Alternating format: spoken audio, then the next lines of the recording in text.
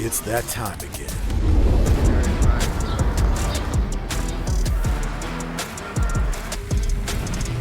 Welcome to the stage. Oh yeah.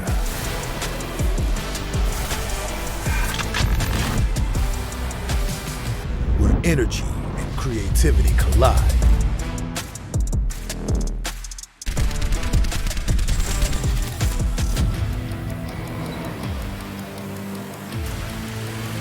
Here we go. Let's level up. Make this something to remember.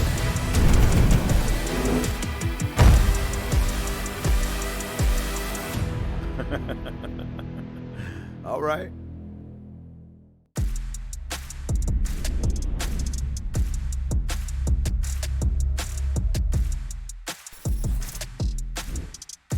Hello everybody and welcome to the NACE Star League 2022 fall season. It is officially playoff time and we have a fantastic match for you today as Wichita State University is taking on Shawnee State University. I am Mees and I am honored to be joined by my good friend Maximus. Max, how are you doing, my brother? How do you feel about these matches today, man? I am doing fantastic and really well. We only have one game on the match. We only have one smash match on the docket for the day. It is a banger. You have Wichita State going up against Shawnee State, undefeated versus a team that has a very, very good lineup in Shawnee State. So it's going to be a good one. And we saw Wichita State actually recently, but before we get into the matchup, let's talk about the season real quick. Regular season is concluded, so are the conference play-ins and the LCQ. We are actually only about a week and a half away from getting to the grand finals, but today we are in the playoffs. This is the round of 8, and both these teams are fighting for the chance to move up into the round of 4, and then eventually get into the previously mentioned grand finals, and I'm very much looking forward to this. Let's take a look at today's schedule. Like we mentioned, we have one match on the docket, Wichita State University and SSU, Shawnee State University. That second match there is actually a CSGO match, because after this match, we're going to be cutting right to Counter-Strike. So, Smash isn't your thing, stick around. We got something for you a little bit later on the day. And for those who are unfamiliar with how collegiate Smash works, now crew battles work, here is a quick rundown of the rules. Each team is going to have 12 stocks. Each player on the team is going to have 3 stocks each. You share your stocks. Your stocks carry over between every single match, and it is a best of 3 crew battle in order to win the series. So how you win is just as important as, if you win at all. Big difference between winning a match with 2 stocks left, 1 stock left, whatever the case is. But now on to this match. We actually just saw Wichita State this Thursday in the first round, or the round of 16 of playoffs, kind of beat the brakes off of Dallas Baptist University. The first match they had was very, very solid, but then the second match we saw Wichita State come out of the gates firing, won by quite a bit. And you know what? Every single school that is in this tournament is actually fighting for a really good prize before I move on. First place gets $2,000, second place $1,000, third place $500. I've been a college student, I've been a university student. I know how much things cost. That's going to go a very, very long way. And then on the other side of the bracket, I just mentioned Wichita State. You also have Shawnee State, who beat Triton Esports earlier, a very solid team that we've seen on the broadcast, and both of these teams are going to be playing, whoever wins is going to be playing the winner of Old Dominion and Shenandoah. You can see a look at the bracket right there. You have Northwood University already making it to the round of 4.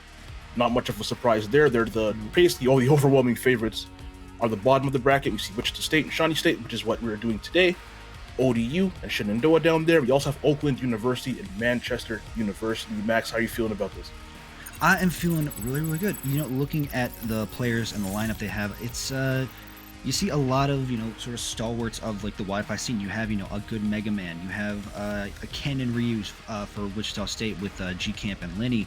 But then Shawnee State has, some Wi-Fi shenanigans of their own, with Waywardness being one of the coolest Zeldas I've ever seen, as well as Atlas, the Pac-Man. So you're going to have this nice little dichotomy of, spreading out, going for some larger stages, playing in a slower pace, while also having some other characters, like Ken and Ryu from G-Camp, or, Breadloaf's Roy. They're going to want to be up in your face and just swinging. So I think we're going to get some explosive matches from top to bottom today, and it's going to be a fun one to watch. And yeah, just quickly go down the rosters, you kind of did, but a bit more detail. N-City on Wichita plays Palatena. GamerDog GamerDog plays Mario and Rob. G-Camp, like you mentioned, plays Ken, and also a bit of Ryu. Basically the same character, that doesn't really count. Lenny plays Mega Man. On the side of Shawnee State, Waywardness, like you said, one of the best Zeldas that I think I've ever seen, especially in the collegiate circuit. You have Atlas as Pac-Man, Breadloaf, the Roy, and Echo Force, who I believe plays Joker, and you brought up a really good point, Max. It's a bit of a mix between Wi-Fi shenanigans on the side of Shawnee State. You have Zelda with Pac-Man, both very good Wi-Fi characters, ton of projectiles, hard to avoid, all that kind of stuff. But then you also have Echo Force's Joker and Breadloaf's Roy. If the zoning isn't working, you can get that in your face pressure, a lot of early kills with the power that those two characters have. But you have Wichita State, man, and I saw Wichita State for the first time on Thursday against DBU. The first game they played against Dallas Baptist was really close, and that was against a 15 seed. But then the second game, I think Wichita State finally realized, like, we're the 2 seed. We're the 2 seed for a reason. They came out of the gates absolutely swinging, decimated Dallas Baptist in the second game. And I don't want to get too far ahead of myself, but I really do think Wichita State is on a collision course for Northwood University in that grand finals. I think so too. Just looking at, like you said, how they played on Thursday, it really just like, hey, remember, we're the 2 seed for a reason. Yep. Got to come out here and put work and prove and show the people why we're the 2 seed. So, I think whoever moves on to the round of 4, it's just gonna get more exciting from here on out in the playoffs. And yeah, I mean, it's just crazy that we're already winding down. We're like 2 weeks away from the grand finals over in Philadelphia. It's gonna be held at Villanova University over in Philadelphia. It really feels like the season just started yesterday, but as the season has gone on, as we've seen schools, 2 to 3 times now, like Shawnee State, we've seen like I think 2 or 3 times on the broadcast already.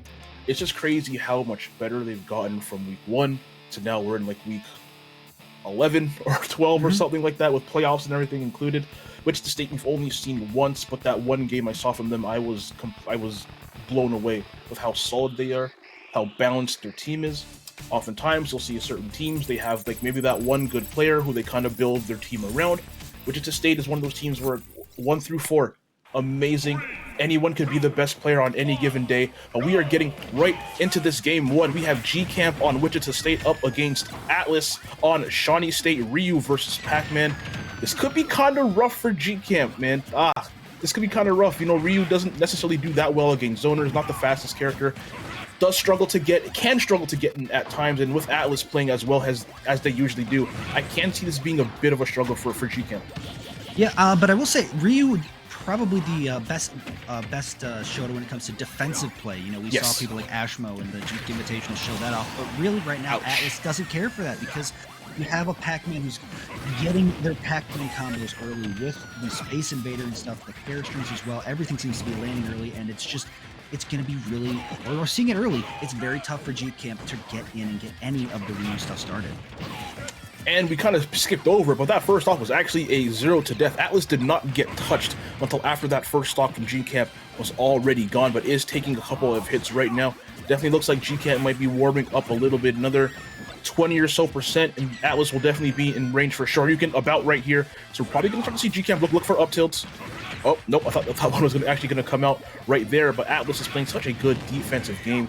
Does whiff that grab, not really getting too much of a punish for it. Yeah, and not really getting too much extra credit percent on this second stock. G-Camp doing a very good job of getting in early and making sure, yep, can't do anything, but there you go. The jab and the Tatsu taking it off this top.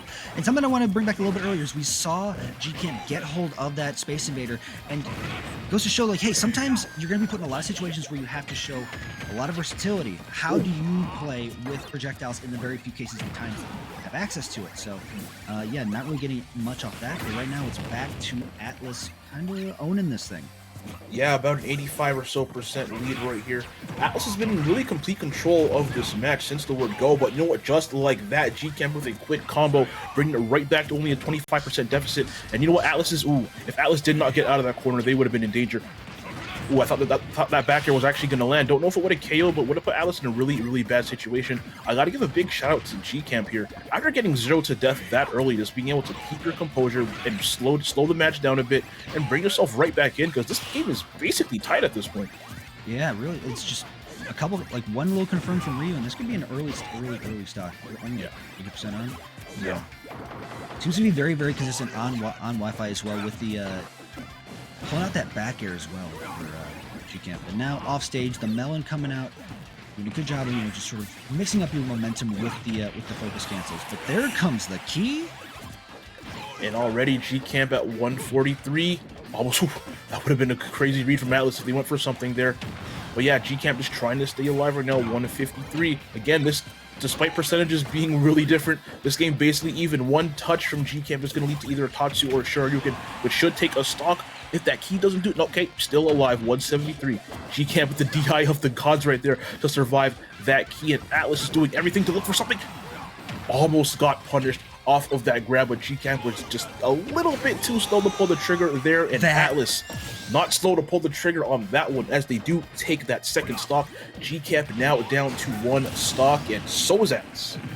It was a shake my hand moment. You set up a projectile and just set it on the trampoline so it bounces. A lot of times Pac-Man will also do that with the hydrant itself. So it covers every single option. It's like, okay, get back on ledge and shake my hand. It's done so. But, you know, excellent job from G-Camp getting the confirm with to the Shoryu that they needed right after to pretty much to make this a last stock situation.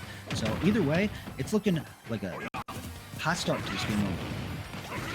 And yeah, I keep saying it, despite Atlas having the percentage lead for basically this entire match, do not count G-Camp out yet. Ryu is going to get KOs on Pac-Man a lot earlier than Pac-Man is going to get KOs on Ryu. So despite those percentages, do not count them out yet. Another 20 or 30%, and we're going to be in range where Shoryuken might actually just straight up KO off the top. And I really think that's what G-Camp needs to start looking for. Racking on a little bit of damage.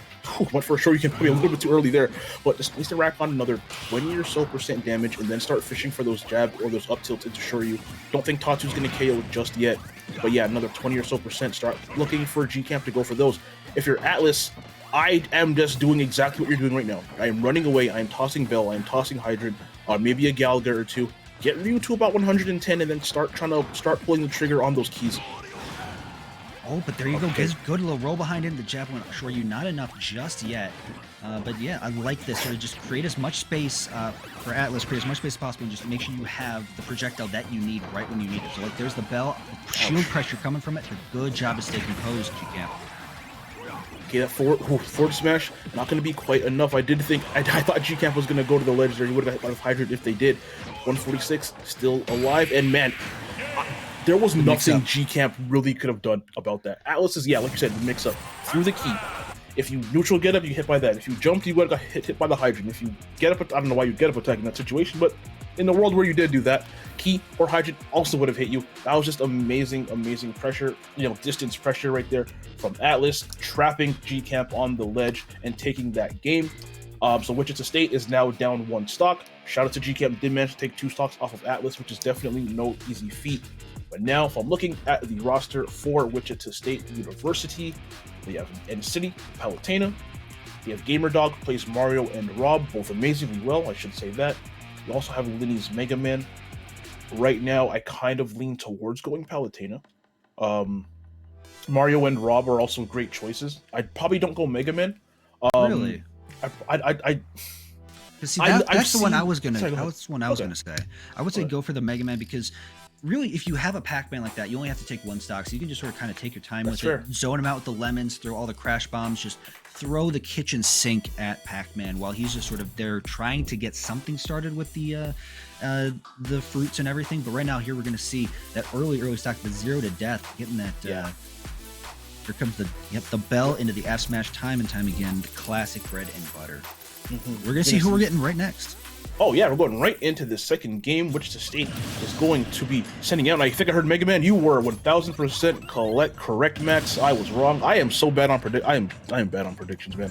I need to go back and watch every single week and actually get my record for prediction because I honestly think I'm shooting like 10%. But you get your batting average below the Mendoza line. It's tough to see, but here we go, getting right into it. But yeah, right now, Linny doing whatever they can to just keep Pac-Man out. Oh, putting himself in a bad situation there, actually getting hit off the stage by that fire hydrant, but making it back. And you know what? You were right. Linny just slowing this match down, not being too quick, not being too quick to pull triggers right here. Oftentimes, when someone only has to take 1 stock, you do see a lot of over-aggression from the person who only has to take the 1 stock because they want the match to be over so quickly. And oftentimes, that does come back to bite them in the butt. But yeah, I like how Linny's kind of just controlling the pace of this match and not letting Atlas get away with everything they want to get away with. I will say, notice how much resources it takes Mega Man to just knock off the fire hydrant. Like we saw a crash bomb and a smash attack having to only really send it nowhere. But now there's a crash bomb on Atlas as well, 69%, and I'm liking the sort of slower pace. Like you said earlier, just with that whole rush down mentality. It's like, yeah, you can do that, but you don't need to, as we're seeing from Linny right there. Smash attack, catching him off stage, and we're back to even. Yeah, like I said, right back to even. Now, looking at Shawnee State, they have Waywardness Zelda, who I think comes in second. I think they do usually send Waywardness second, if I'm not mistaken. They have Breadloaf's Roy. Breadloaf is a player who I've seen taken out basically an entire team all by themselves, so that's also an option that they can do to maybe try and build a bit of a lead here up against Shawnee State. Also have Echo Force the Joker, who's a bit of an X factor. I can see them really going in any position. I can see them going now, I can see them going third, I can see them also going second. I do think we will see and I'm probably going to be wrong, so whatever I say, just pick the opposite. But I do think we might see Waywardness here. If I remember correctly, that's typically who they send in from second. But I can really see this going either way. There's a argument for Breadloaf to come in. There's an argument for Echo Force too, especially up against Mega Man, who's a bit of an unorthodox character. Do you want to send in more of a straight-up character like Joker or Roy, or do you want to send in a Zelda who's a bit on the weirder side? What do you think about that? Dang, because you're sending somebody into a Mega. You're sending somebody into a character that can sort of build that wall and just chuck lemons that we've seen. So I think a character that has a reflect built in, like heck, even a Joker with Arsene, the reflect, you'll be able to build a lot of Rebel's Guard with taking a crash bomb. But just the Zelda, I think it's going to be Zelda for the if you're looking at this from a reflect situation, but even then, that's just a one-dimensional part of this matchup. The Zelda still has to get in, still has to set the traps, and I think what we've seen from Waywardness, they're going to be able to do that against Linny. So I would say anybody other than Waywardness or Echo Force is going to be a massive surprise. Like basically Breadloaf, I guess. Mm-hmm. And they still have Space Miner. I don't know if Space Miner is present with them, but that is also a potential thing. Space Miner's Toon Link. We've seen Space Miner before go up against characters that you would honestly probably say Toon Link loses to, and you've seen Space Miner completely decimate them, basically from top to bottom. So that's also a fourth option that they do have for this second game. But looking at Wichita State, I do like that they sent in Linny second, because Mega Man is really the most counter-pickable character they have on the roster, with the exception, of Ken and Ryu. So getting, Linny in early, if they get out early, then you're stuck with a Mario, Robin, Palutena characters where even if you counterpick them, your counterpicks are never really going to be, like, amazing, because those are three characters that really do well against almost anybody in the entire roster, with the exception of maybe Mario against, like, swords and stuff like that. But Palutena and Rob, two characters that really could do well against everybody on the roster. So I do like sending in Linny second from the side of Wichita State here. And this is why this format is so fantastic, because it forces not only to play Smash as a team, to think of this from a team mindset, but it forces you to think one step ahead. Like, okay, if they send out this person, if they take 4 stocks, or if they take 3 stocks, who do we send in next? And there's just so many levels to this that really I think this should be like, when it comes to making Smash Brothers a collegiate esport, this should probably be, this is what I think is the definitive format. It's so nuanced and so many levels to it that it's something that really keeps engaged on another level. So cheers to Nace Starleague for that. Yeah. But Sorry, I was just gonna say that for your point, in crew battles, you get a level of depth that you don't see in any other form. Like singles, you don't get that. There's not much depth in singles. It's like, if I'm better than you, I'm probably gonna win. Kind of like that.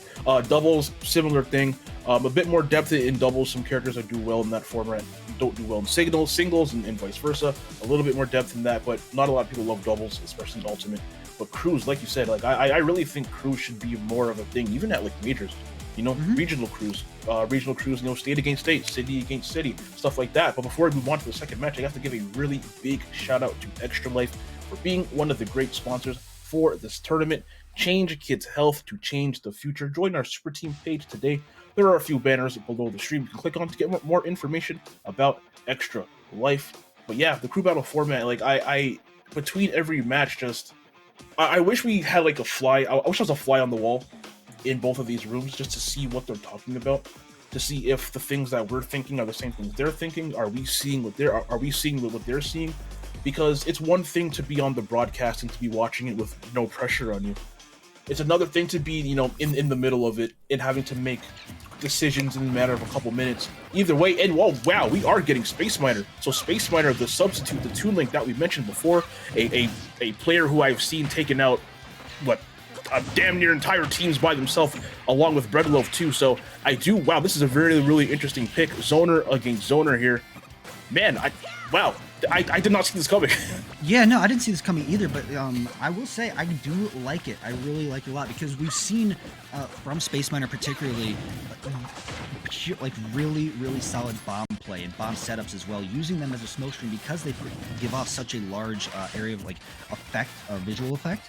You can hide in that just like any kind of other explosion. So it's going to be interesting to see exactly how Linny reacts to this pick. And you know what? So far, I think they've been going hit for hit. They think they're both reacting to each other really, really well. But you know what? Linny could not react to that combo, as we see that bomb forward here from Toon Link there. Space Miner taking that first stock relatively early too, and only at 64%, still relatively healthy here onto this first stock. And with the way Space Miner is playing, Linny is really struggling to get consistent hits going. They're just playing so evasively, running around, bomb, boomerang, everything. It's like a bullet hell game almost, just trying to get a hit onto Space Miner. But you know what? Linny doing relatively well. 84%. I think another back air might do it, especially from this deep. Yep, there it is. Right on cue, that back air. Right as I was talking about how good Space Miner was playing defensively, Linny finally breaking through that defense to take a stop. I just got to go back to that. Really, Space Miner doing an amazing job of like, okay, now catch me. Just chase me around. Now it's your turn. Catch up to me. See if you can hit me. And did a fantastic job being evasive with it. And now we're seeing back on the offensive, getting their early percent confirms, riding win boxes to avoid other moves in unique ways as well. So Space Miner, wasn't on the original draft, but this is not a player to be forgotten. I am kind of shocked that Space Miner is a sub today. One of their stronger players. Maybe just, before the game wasn't feeling it or anything or something like that. But yeah, I was kind of shocked to see Space Miner not on the roster, but I'm glad to see them actually playing. And you know what? Glad to see them about to take a stock too. If they get, I thought they were gonna go for an up smash right there. I almost had a really good call. I thought they were gonna go for an up smash, but they didn't quite do it. But yeah, one hit, and I think we're gonna start to see Lenny looking for up smash at some point in time, or either bomb forward air or boomerang forward air. Cool boy, that was a really bad dash attack there from Lenny. You're lucky that you were facing that way, because if you were facing the opposite way, that would have been a stock for you. Oh my gosh, this is some high-level play. Just great job avoiding moves and recognizing your opponent. Okay, I'm going for that option, so you got to do this, then you get around it. But now, the back throw, not going to kill just yet. There comes the little arrow, leaving the bomb at ledge like a Samus player, and F-tilts at ledge to finally take that second stock off Lenny. And Space Miner getting dirty with it. There's a couple up tilts, and here we go. F tilted like 4 times at the ledge, and you know what? The 5th one actually managed to do. A shout out to Space Miner for that stock. And Lenny having to go deep. Almost who could have got reverse edge guarded there if they weren't careful, but you know, both players making it back to stage. And right now, Lenny is going to be looking for any way to take this stock. They do not want to fall behind 2 up against a good school like Shawnee State University. But man, Space Miner is just racking on so much safe damage. That's 59% right there, without putting themselves in any real danger. And the one thing about Lenny is they will not hesitate to up tilt. They will not hesitate to pull out that Mega Man Shoryuken right on cue. I do not think I've seen a Mega Man Shoryuken more than Lenny, and you know what? They do it when it matters the most, and they typically do it when they know it's going to hit, like we saw right there. And you know what? This is a one-stock game, man. Yeah, this is really. This could come back at any moment. It's really up to Space Miner to continue with these bomb fair setups. And there's another bomb. Okay, not going for it just yet. Ouch. That was almost a really bad punish, or really good punish opportunity right there. Just sit and shield. Okay, good job from Lenny. Gotta be careful. You don't want to just... Now this is the point where you gotta, keep your mind steady. Be careful with your panic or your big options. But there's an air dodge. Is that gonna do it? That's gonna be it. And you said it. Be careful with the panic options. And I don't know if that was a panic air dodge or if that was just Smash Ultimate buffer. But you hate to see that for Space Miner. They were in control of that match. They were in a really good position to win, and you hate to lose like that. I'm gonna chalk that up to Smash Ultimate Wi-Fi jank. You don't really see Space Miner ever make mistakes like that. I think they tried to use a shield and they may have buffered air dodge by accident without, they didn't anticipate they were gonna get pushed off the stage. But hey, if you are Lenny and if you are Wichita State University, you take that any day of the week. Of course. It happens to the best of us at the worst of times. Exactly. Shawnee State now down to their final 2 players. We have Echo Force potentially. We have Bread Loaf. And we have Waywardness Zelda. I can really see this going any way. I think all 3 of these characters that can do decently well against Mega Man. Joker really could do pretty well against Mega Man. Bread Loaf's Roy specifically will do a lot of damage as well. And Waywardness, even though they play Zelda, do never ever count them out. A very, very talented player in their own right. But you do gotta remember, it is only 1 stock. So I think no matter which way they go here, whether that's Waywardness, Bread Loaf, or Echo Force, I don't think anything's going to be a bad choice. So if I'm gonna do we're gonna do a little parlay here. Okay. Because a little parlay in predictions. I think Waywardness comes out next to take out that last stock, and when they do, I think Wichita State responds with End City. So we're gonna see if I can hit the parlay for the double. But yeah, I think in this case you have 1 stock to take off a Mega Man who's gonna be wanting to. We saw it a whole bunch: crash bombs, lemons, everything. Yep. Just take your time. Just in the same way that when Lenny came in, having to just take your time and slow it down a little bit. Zelda with the Phantoms and of course the big reflect to slowly weed it up until you can get that elevator and take it. So I think that would be going. Or Bread Loaf can just be like, okay, time to fight some ghost, time to be a Ghostbuster, and take him to Smashville. Hit a couple nairs into the blazing flourish. Yeah. So it could go really either way. Yeah, I don't think there's a terrible option here. No. Because how close this game is, I think I want to save Bread Loaf for last. Most definitely. So I think right now, again, I'm probably wrong because I've been wrong every single time before. I can see this being Waywardness, like you said. I think I saved Bread Loaf for last because of how close this game is. I think you want that person who is capable of taking out 4 or 5 stocks on basically anybody. I think you want to keep them for your anchor to bring you back into this match if it does come down to that. But at the same time, man, Wichita State's roster, they still have GamerDog, who was their MVP last time, who their Mario and their Rob are both incredible. I do not envy whoever has to play that who has to play them from Shawnee State. And you know what? They are sending in Waywardness. So I was actually right for once. Only have to take out one stock. I'm shooting like 3 for 76 this season, so I'm kind of happy about that one.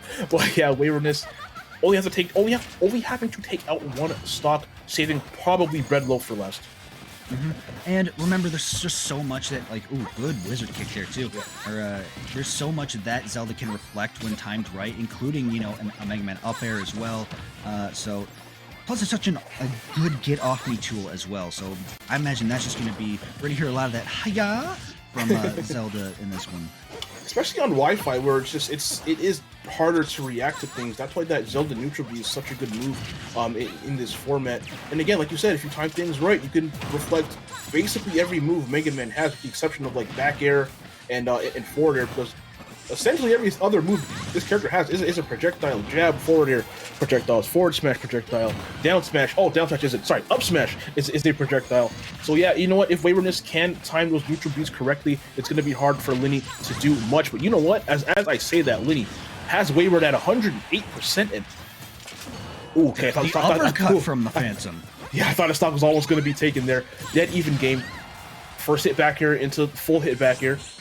Going for the forward air right there. Ooh, I thought you lost the stock there. I did too. Linny. Phantom chin checked Linny. Yeah. Linny doing whatever they can to take off one more stock, and they might be able to do it if they can get up throw. No, okay, no, grab release right there. Oh, spike. Oh my god. A bit of spaghetti, both of them whiffing. Yeah. Both of them are looking for their aerials. Neutral B gonna get Linny off stage. Oh, you gotta land. Okay, yeah. Oh boy. I thought that Phantom was gonna hit you.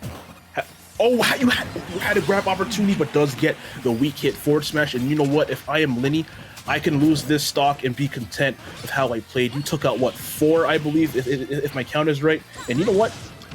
You can take out a 5th one if you do play this carefully, but against Waywardness, all they need is one really good hit to take this final stock of you. But like I said, if you're Linny, I think you're happy with how you played today. Yeah, I think at this point, Linny can just sort of go for some style points here. If you have, you know, okay, I have like a 0 to death setup for, you know, kind of some sort of cheesy thing, you would go for that, but it's not going to happen because you're going to get grabbed and just yeeted off the side. But still, great job from Linny, taking 4 stocks to give their team, to give Wichita State a very, you know, a solid lead that anybody from, say, N-City or GamerDog can really just roll with. Yeah, and I think they're up 2 now, if I'm not mistaken.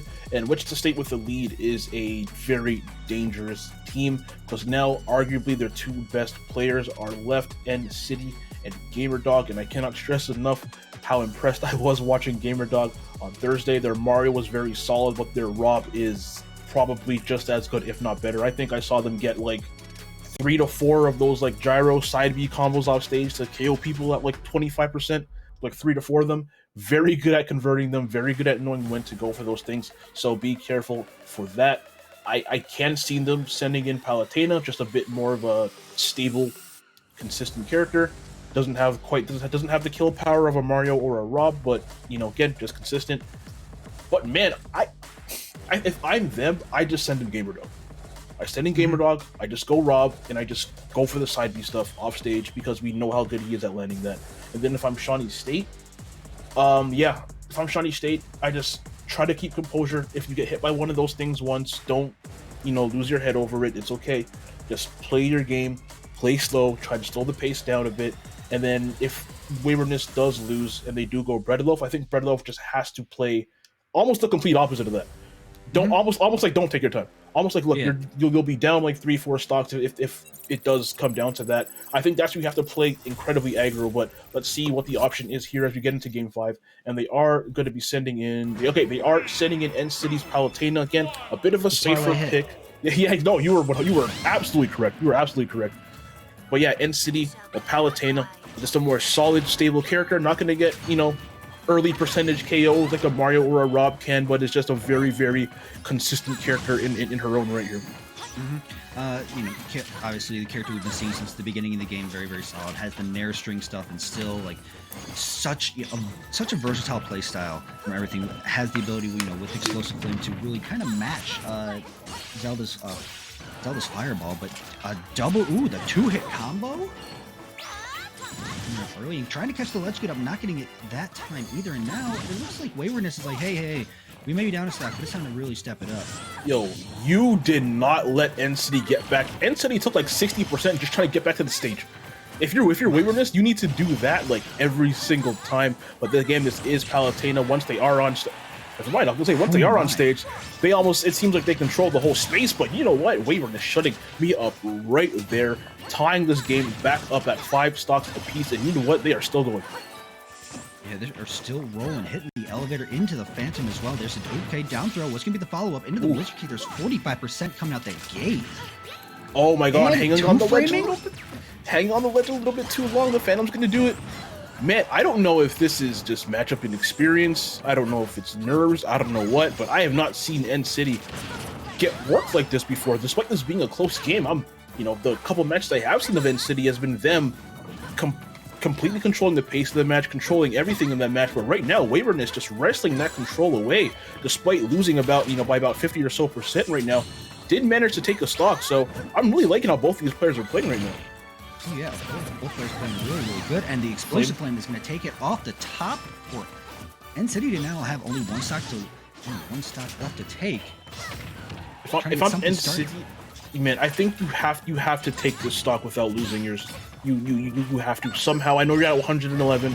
I know Palutena can't get super early KOs, but I think you have to take this stock. You have to go into this next match up 2 because of how well Shawnee State is playing. That might be it right there, actually. Yep, that back throw is gonna do it. Oh man, that's really tough for Wichita right there.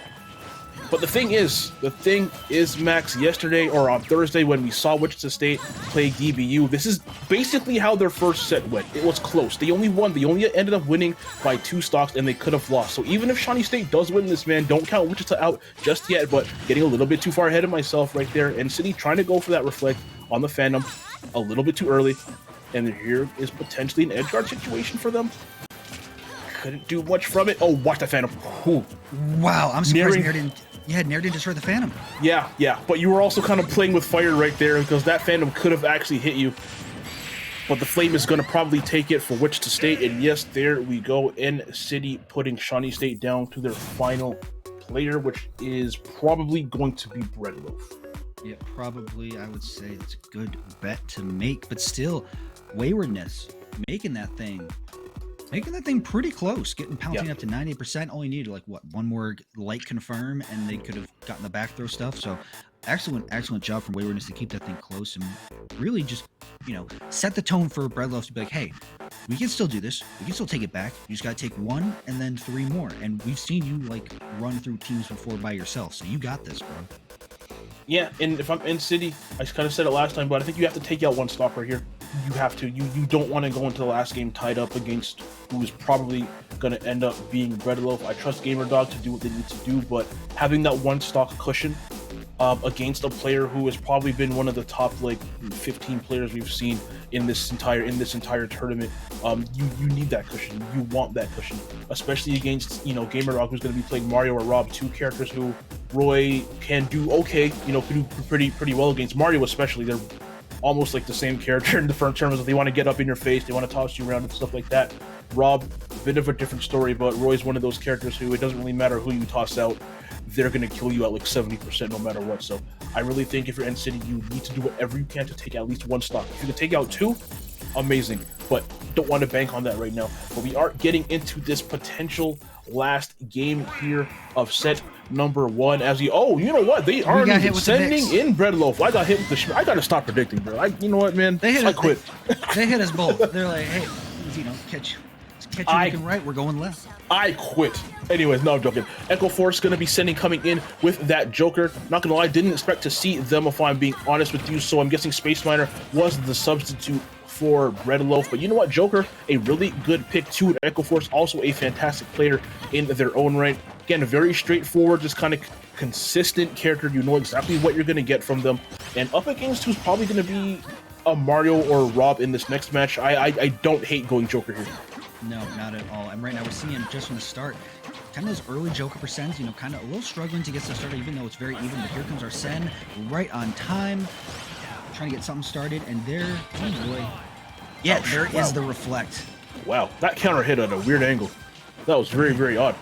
Right now, Arsene about to run out. Has not been much of a factor up until this point. And I think one more good hit from N-City will actually knock it out, and there it is right there, and does take a stock. Echo Force now down to their final 2. Shawnee State now down to their final 2 here in set number 1. And you know what? N-City only at 82%. I wouldn't be shocked if we see them maybe take another one. Yeah, I mean, the Palutena, all it takes is one nair, and you can get a lot of percent really, really fast. And even, like, as the raid starts building, too, you're going to be doing even more. So here's... Really, you got to be careful, though, for N-City. You don't want to just, they know the nair's coming. You don't want to be overly predictive with it. Yeah. And right now, Arsene is going to come out really, really soon, and that's exactly what Echo Force is going to need. I would imagine we're going to see a lot of back airs starting to come out, and yep, here they come. Joker does struggle to kill without Arsene if they aren't, hitting an up smash or something like that. So they're really going to need it. 53%. This is going to be it right there. Arsene going to pop out right now, right on cue. Back air, not going to be enough from that side of the stage. Probably going to see another one pop out really, really soon. Nope, goes for the forward tilt. Forward tilt is going to do it. I feel like N-City maybe could have DI'd that a little bit better. But hey, either way, for Shawnee State, you'll take it. And now we are down to the final player on both teams. So unless Wichita State has a 5th player that I don't know about, I think it's safe to say that it's going to be GamerDog. And if I'm wrong about this one, then I honestly think I should probably just leave the broadcast. I'm not qualified. Well, yeah, we're probably going to end up seeing GamerDogs here. Mario or Rob, you can go either way against Joker, really. I think Rob, much like Palutena, is just a safe pick against, I feel like, 95% of the roster. Has a lot of kill power. Like I said earlier, GamerDog is really good with those gyro side B conversions off the stage that KO people at like 20%. So I think that's a good pick, but Mario also very solid too. In this case, because you're not going up against a Roy who's going to have that big disjoint. Joker still has a little bit of that disjoint, with the smaller knife. But I think, given that case, I like both, but I think this makes the Mario more plausible because you're not having to contest with, okay, if I get up in their face, then there's a chance I get sword sweet spotted, all that kind of stuff. You just really have to only worry about Arsene. And we've seen plenty of fantastic sets of a Mario versus a Joker, so I think that would give GamerDog a little bit more of the, make me a liar, but give him a little bit more confidence with it. But sometimes you gotta take those. I was right for the second time in 50 tries. But here we go, the Rob coming out, and I cannot stress this enough. GamerDog is fantastic with gyro conversions, and we're going to see one. Oh my gosh, almost saw one right there. That would have been nasty if they landed. I appreciate the attempt. And with the reverse of it too. Oh my gosh, bro. That's patience. Love that. Okay, you hit him with 3/4 of it, but you don't go for the finisher. Just down there. Yo, end it. That should have been 2 stock. Yo, GG's. Nate Starling runs on dunks like that. Runs on dunks, exactly, just like that one. Oh my goodness gracious. GamerDog going absolutely bananas. Oh no. Okay, see, I told you. He will go for those side Bs, but Arsene came at the perfect time right there to save Echo Force from that one. But you know what? I don't think even Arsene has enough power to save Echo Force from this onslaught that GamerDog has been putting on them right now. They do have Gamer at 84%. That side B damage is racking up quite a bit, but Arsene is going to run out very, very soon. And you know what? GamerDog knows that too. Just burning all the fuel on that up B to avoid anything Arsene related. Back air right into a wow. Just like that. Filled the bar with a single back air. My goodness. Just like that. Arsene. Man, that just goes to show you how strong Rob's back air is if it filled it in one hit. And you know what? Talk about one hit. That up smash is the one hit that Wichita State University needed to take this first game from over Shawnee State. And you know what? I cannot stress this enough, Max. Okay? This is exactly what happened on Thursday. Wichita State up against Dallas Baptist University. They won by, I think, 2 stocks. It was close all the way through. And then Wichita State either just turned it up, they drank Michael's secret stuff from Space Jam, they did something, and they just completely turned it up in Game 2 and ended up winning by like 8 stocks or something like that. You know what? Shawnee State is a school who I know can definitely step up to teams who are, higher ranked than them. But man, it's hard for me to doubt Wichita State when I saw this exact same thing play out on Thursday. have said it better. But with that, I think here we're going to go for a quick break. So we'll be right back. Game number 2, everybody.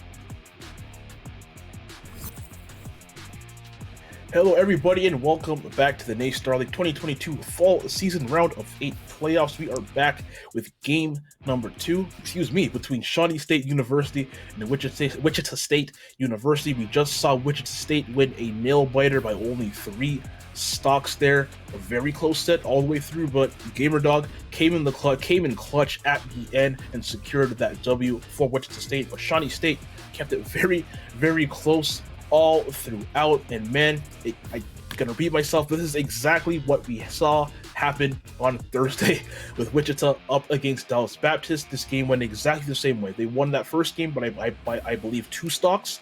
Everyone thought it was going to be close, and then they just came out of the gates on absolutely firing in set number 2. Ended up winning by, I think, 7 or 8 stocks in that second game. Shawnee State, a bit of a better school. I don't think it's going to be that much of a difference here. But man, it's just hard for me to really doubt Wichita State after what I've already seen from them. Yeah, I mean, it could just be a case where you need that first game for the download. You need that first thing to like, okay, so if we know if they send out this is going to be their play style, this is going to be sort of their game plan, and we can just sort of adjust on the fly to then roll straight on through game 2. But I'm hearing word we have our first game set up already. It's going to be G Camp Ken Ryu versus Atlas on the Pac-Man, the same way the first one started. So this is going to be the real test to see, okay, did Wichita get the full download? How is like G-Camp going to tackle this Pac-Man again? So I don't know. What do you think is going to happen? Do you think they're going to get that full download and like G-Camp's going to be able to get in like every single time? That's what happened last time. Also got to remember that G-Camp can switch from Ken to Ryu. Ken a bit more offensively focused than Ryu. Sometimes that can make a bit of a difference, a bit quicker, can KO a little bit earlier, and you know what? They aren't doing the switch. We are actually seeing an exact repeat of game number 1, same stage and everything, as we see G-Camp over there on the side of Wichita, Atlas on the side of Shawnee. Let's see if this goes any different for either of these schools, man. I'm expecting another nail-biter. I mean, so far it's a lot better for G-Camp because they're not getting 0 to death on the first stage. Yeah. They are the ones that has landed the first damage, and right now it could be a case of just, reversed fortune. Unfortunately, there's going to be the grab to make me a liar, but I like that. Throwing out the EX Fire, the EX Hadouken just over the hydrant, so you can still get some of that shield pressure on Pac-Man. And that hydrant, Atlas hiding behind it every single time. You don't want to get into a close quarters match with Ryu. That is exactly where they thrive. And you know what? I really feel like Atlas hasn't really been able to stop any of the safe pressure that G-Camp really wants to toss on. I like what you said earlier about tossing those fireballs right above the hydrant and able to pressure you, still do maybe a little bit of damage on the hydrant, but still able to pressure you as well. As I say that, Atlas closing the gap on this lead, and I mentioned it in the first game, Ryu is going to KO you a lot more than you're going to KO Ryu, also a lot earlier than you're going to KO Ryu, especially as Pac-Man. So around this percentage, we're probably going to start to see the combos looking for a Shoryuken or looking into a Tatsu right here for G-Camp, but I'm sure Atlas knows that as well, and it's going to opt to just play the runaway game. Yeah, and right now seeing a little bit more of that, the runaway game coming in, but now it's up to G-Camp, okay, getting on through the, just every single time, fire hydrant coming out, just build, but it's not like Steve building a wall, but still, puts pressure, puts space in between you and your opponent. Actually got a Shoryuken there, I think, at the end, but it might have got canceled out by, or traded with something, or there might have been a strong up tilt. Wasn't quite sure, but you know what? That definitely was a Shoryuken as G-Camp grabs the ledge and goes and takes the first stock. A much better start than they had in game 1, because like you said, remember G-Camp did actually get 0 to death in game 1 and might actually just stop. Whoa, no! A bit of some spaghetti fingers there from Atlas. I don't know what happened there. Yeah, gets the double bell, doesn't get any conversion on it. Unfortunate little double drop, and now one little hit. Ouch. Sorry, my bad. Yeah. Didn't mean to cut you off there. I thought he was going to throw him into the fire hydrant. Oof. Yeah, I did too, but instead he just told him to have his orange juice instead. Getting that vitamin C for this day. And wow, just trading hits right there. Projectiles hitting both players. 21 on G-Camp, 16 right now on Atlas. And both of them is fighting for control over that fire hydrant. Atlas did win out that time, but is still down by a few percentage points. And woo, riding that wave up to the top. Wow, that was a cool conversion right there. Four tilt at the lip. Yeah, didn't know if G-Camp expected that to happen, but you know what? That's some good improvisational skills. Yeah. Yeah, didn't expect it, but still was able to take advantage of it relatively well. But you know what, Atlas getting some chip damage, putting themselves right back into the game, and now actually has the lead after that good Galaga conversion and the focus attack missing. Not a big punish from Atlas, but that should be. I thought an up smash was coming out, but you know what, Atlas taking the safe damage and going for the up air instead. Yeah, Bell, nothing again. Getting, the kill confirms off the Bell, but now what's going to be the follow-up on ledge? Just, simple little get-up attack, little nair from ledge. Something I didn't know is that it looks like Atlas has the perfect timing to, when Pac-Man dash attack ends, as we see the Bell conversion finally working out, dash attack ends to throw out like an instant fair in return, which is something I've never seen before. So that's another trick that can come into play of like Pac-Man's ability to close gaps as well. Yeah, you know what? I don't think I've really seen that either. Atlas was timing that dash attack earlier, to perfection. I want to talk about perfection right now. Already 64% on G-Camp in this final stock right now.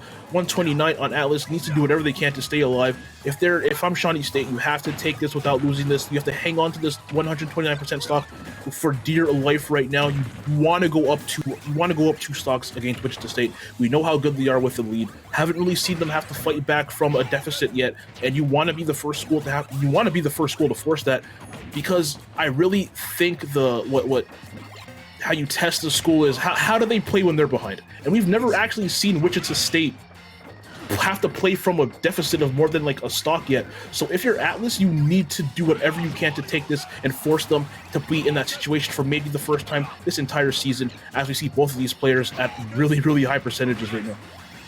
I did not know that happens when you throw the melon up. It just sort of freezes in the air. Yep. A bit of Pac-Man knowledge for you there. You learn something new about this character every time you see it played, because this was the original Steve, just like, where do you go? Basically. So now already 147 to 157, unable to get the, going for that back air confirm, not going to get it that time. Tatsu will kill at this point, but yes, it's a very committal option. Oh my gosh. GK did a very good job this time, also avoiding key. What goes up must come down? I did not even see that. That threw me all the way off. Oh my goodness, and there we go, G-Camp going down. And did Atlas still have 2 stocks left? I believe Atlas did have 2 stocks left, held on to that one. So now, Shawnee State holding a 2-stock lead. So now Wichita State, the first time I've seen them down by 2 stocks, I've seen them go down by 1 stock. Have not seen them go down by 2 stocks. So I'm wondering how they're going to respond, because you know what defines a great team is what you do when everything isn't going your way. It's easy when you're up 2-3 stocks. It's easy to feel good. It's easy to play good when you're, in that situation. But when you're down 2, this is playoffs. Look, you're up a game, but you still don't want to even give Shawnee State the chance to come back in this. How do they play when they're at a deficit? Do they fold?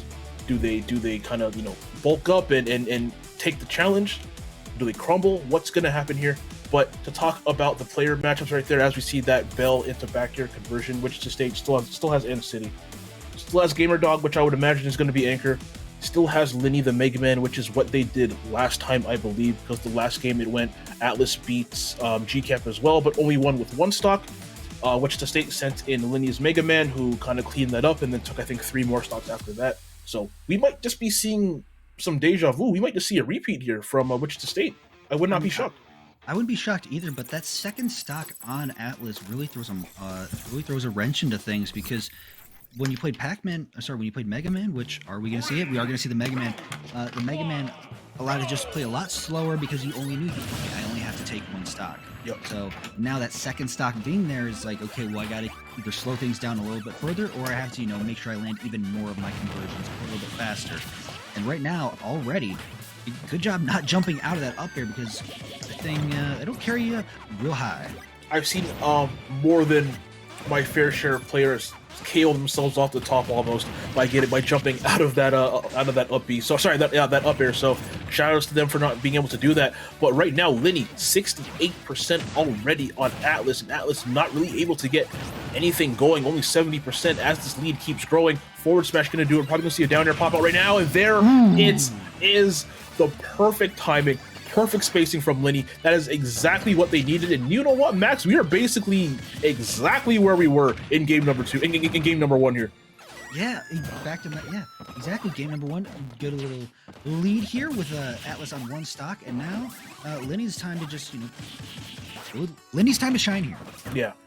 43% right here, trying to rack up this lead. Lenny needs to take this without losing one of their own. You want to bring this back to at least a tied game and set the rest of your team up for success. And yeah, Lenny playing this Pac-Man perfectly. I really feel like, excuse me, just watching this, you can tell that Lenny has their fair share of Pac-Man experience, just able to play around the projectiles and the fire hydrant so well, and you know, sometimes even use that fire hydrant to their advantage, like we saw right there, putting a lot of shield pressure right there on Atlas, forcing them to air dodge and almost get hit by the hydrant anyways. And also doing a very good job of, like, the trouble with playing against Pac-Man is, where do I look? Do I look at what he's holding? Do I look at the fire hydrant? Do I that's beautiful. Oh my gosh. Oh, going for the down smash as well, not finding it just yet. But, like, Lenny knows exactly where to look to fight Pac-Man. He knows, like, okay, knows, like, the space and not even try for certain things and trying to pick up Bell when it's on the ground. And so showing a lot, like you said, a lot of Pac-Man experience here. And oh my goodness, the little skirt, the little water push into the up tilt to chin check Pac-Man. My goodness, Lenny. I was about to say, did they ride the wave and then get the Shoryuken off of it? Oh my gosh, beautiful Shoryuken from Lenny. And man, I cannot say this enough. We are quite literally in the exact same spot. This is deja vu, where we were in game number 1. Lenny coming in, cleaning up Pac-Man, still has 3 stocks left. I believe Shawnee State sent out Space Miner at this point in time in the last game, if I'm not mistaken. So like, yeah, we might see the exact same thing. But before we get to the second game, I do have to give a big shout out to the ROTC, become a leader for life. Again, we have banners below the stream. Please click those for more information if you want to know anything about any of our sponsors. But yeah, in the first match, I think this is where they sent out Space Miner. And I think Lenny took all 3 stocks off Space Miner. Yeah, Lenny took all 3 stocks of Space Miner, but it was a very, very close Yes. 3 stocks. I know, because Space Miner came out and I think kind of matchup checked Lenny for at least for the beginning of it, Yeah. Landing all the bombs and being very, very evasive and being very slippery. So I think right now we could just see, you know, deja vu situation where we get Space Miner again, and now that Space Miner is a little bit more familiar with Lenny's play, could kind of flip the table, because we're back to dead even, and both players starting with 3 stocks in this one. So I think it's, yeah, Space Miner is probably the best bet here. Or, you know, Yeah. we get thrown a curveball and we see how Waywardness fights against the Mega Man. Yeah, we will see as we get into this game 3. Are we going to do the exact same thing? And yes, we are. Man, The more things change, the more they stay the same. I feel like I'm living in a time warp. Like, are we still in set? Are we on set 2? Is this still set 1? Like, this is crazy. This is going the exact same way. Even like up to the stock count, this is the exact same thing. As we see Space Miner and Lenny coming here in game number 3, that should be a punish off of that lift up B. But yeah, Space Miner, not very often you see this player really just kind of get worked by somebody. They had a lot of control early on in that first game, but then Lenny, I think, just kind of figured out the matchup halfway through and then kind of, you know, won out from there. Let's see what Space Miner learned from that first set, and let's see if they can apply it here. Either way, what I'm predicting is a much slower match. I think this is going to be a lot more, just vying for position and making sure, okay, getting your projectiles to land. Because right now we're seeing a lot more projectiles landing on Lenny's side, and so Space Miner trying to get up to the task, doing a very good job, keeping space here, just sitting back, throwing bombs, and there's another rarely seen dash attack coming out to work in Lenny's case. And these tornadoes, right, that tornado pressure from Lenny forcing Space Miner to kind of do a bit of a risky landing right there. Does manage to make it back, but now forced off stage. Ooh, that backer would have been dirty if it managed to hit. Don't know if it would have KO'd, but would have put Space in a really bad situation. But just like that, Space has some stage control, and you know what? Never mind. A Shoryuken to the back of the dome is going to do it. And man, I do not think I have seen anybody land as many Mega Man Shoryukens as Lenny. I feel like most Mega Men don't even really go for the move, but Lenny, I feel like a lot of their stops have been taken up by that move. Lenny might have a pocket Luigi with the way they're just consistently landing those, but you know what? Space Miner very consistent with landing, punishing those get-up options, trying to force center stage. and gets him with a nice little up air to make this thing right on back to even. So how do you feel like Lenny is really? Do you think Lenny's approaching this the second time meeting them in a different way, or so far so good?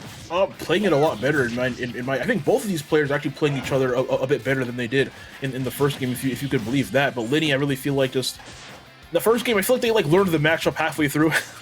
And I think they're just kind of carrying that. Wow, this leaf shield. And they've been carrying that momentum ever since then. As we see that down air almost actually land here, but I do really like how Lenny's playing, not falling for all the Toon Link tricks. The thing about fighting against Toon Link is you cannot let them control the pace of the match, and you cannot fall into the trap of being over aggressive on them when they're tossing out all these projectiles or really bad things will happen to you. And I really think Lenny has been taking advantage of that.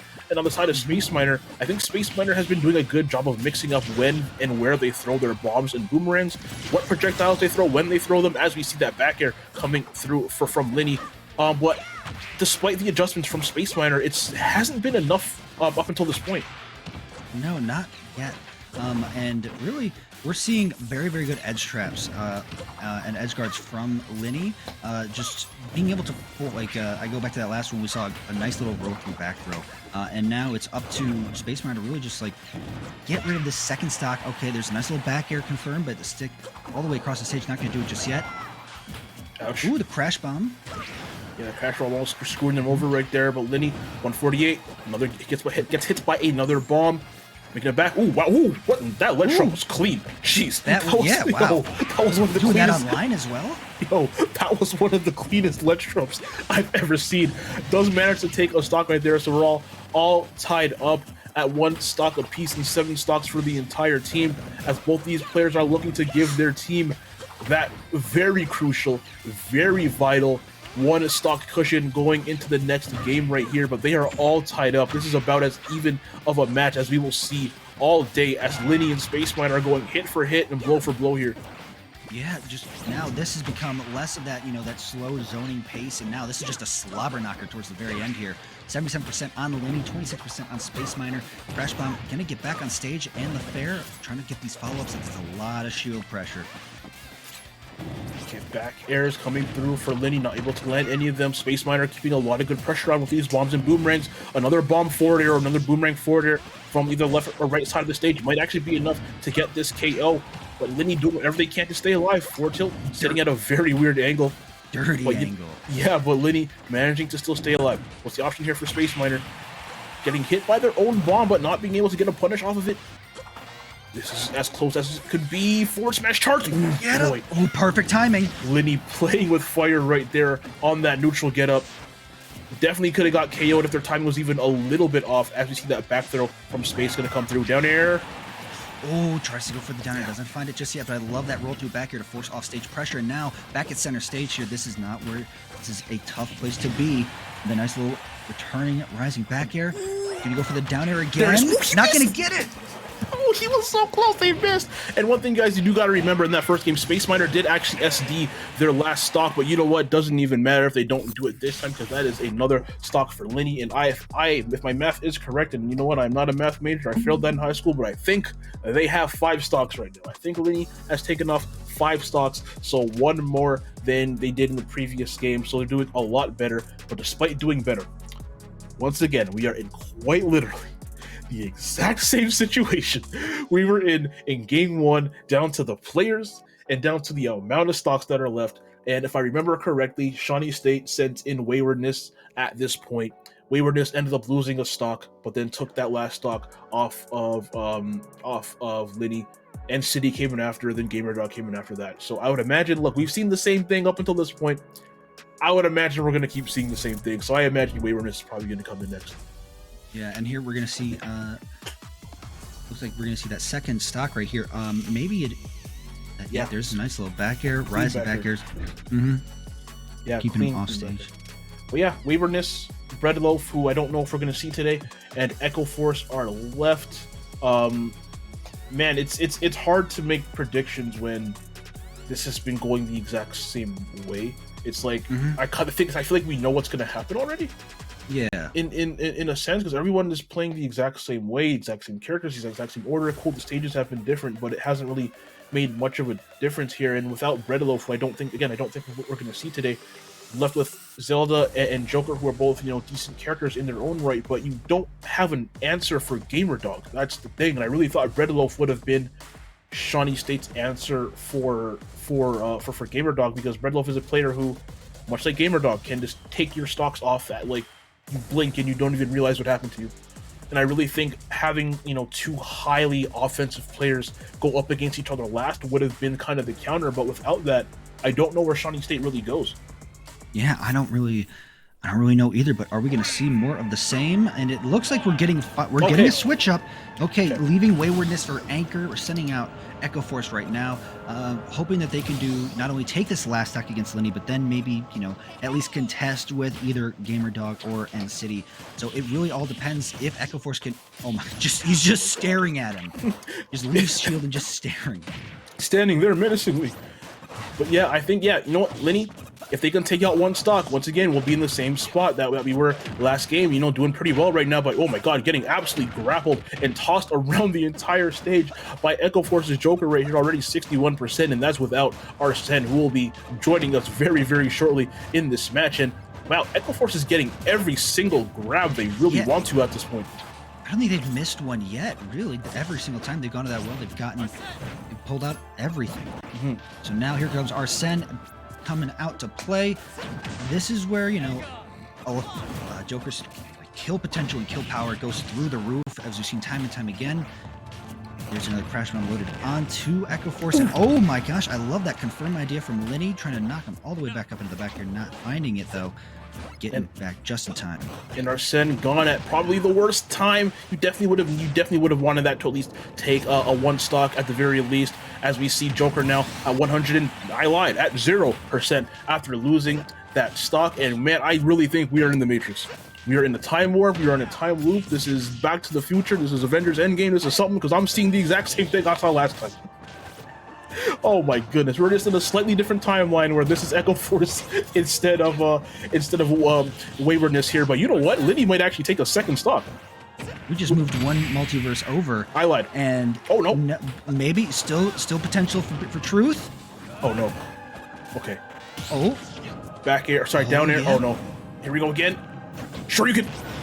Oh no, I lied. Okay, I thought the Shoryuken was coming out. Didn't have the space for it, but the backer not going to do it just yet either. Okay, going a little deep. And Arsene is gone again. More kill power gone.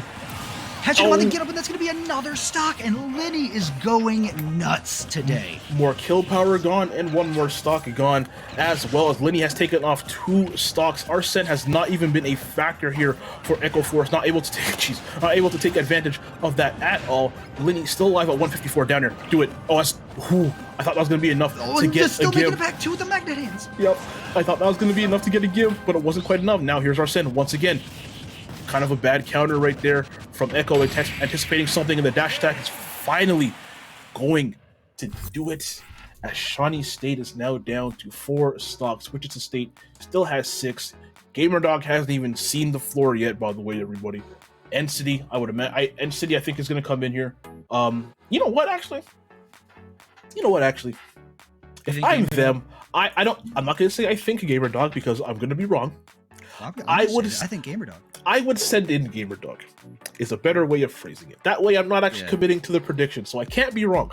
So I would actually send in GamerDog right here to clean up this one stock, and then you're up 3 against whoever Shawnee State sent, or potentially up 3 up against whoever Shawnee State wants to send in next. And if GamerDog does go down, you still have N-City as a bit of an insurance policy. We all know how good N-City is. So I do think GamerDog, despite typically being their anchor, is a better choice right here just to clean up this game for them.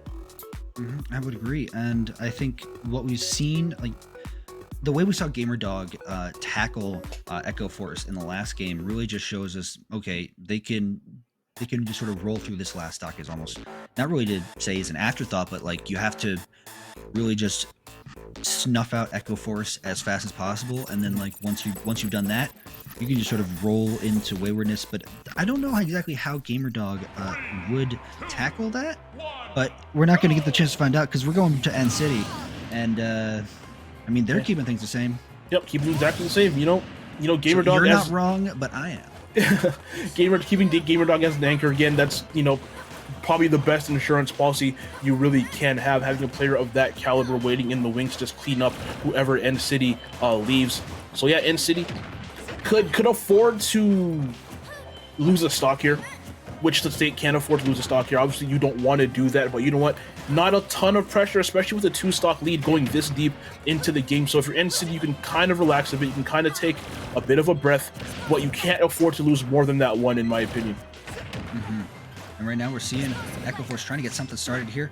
Good job from N-City to, you know, make sure they can't move on the ledge or really set up anything by covering it all with the explosive flame.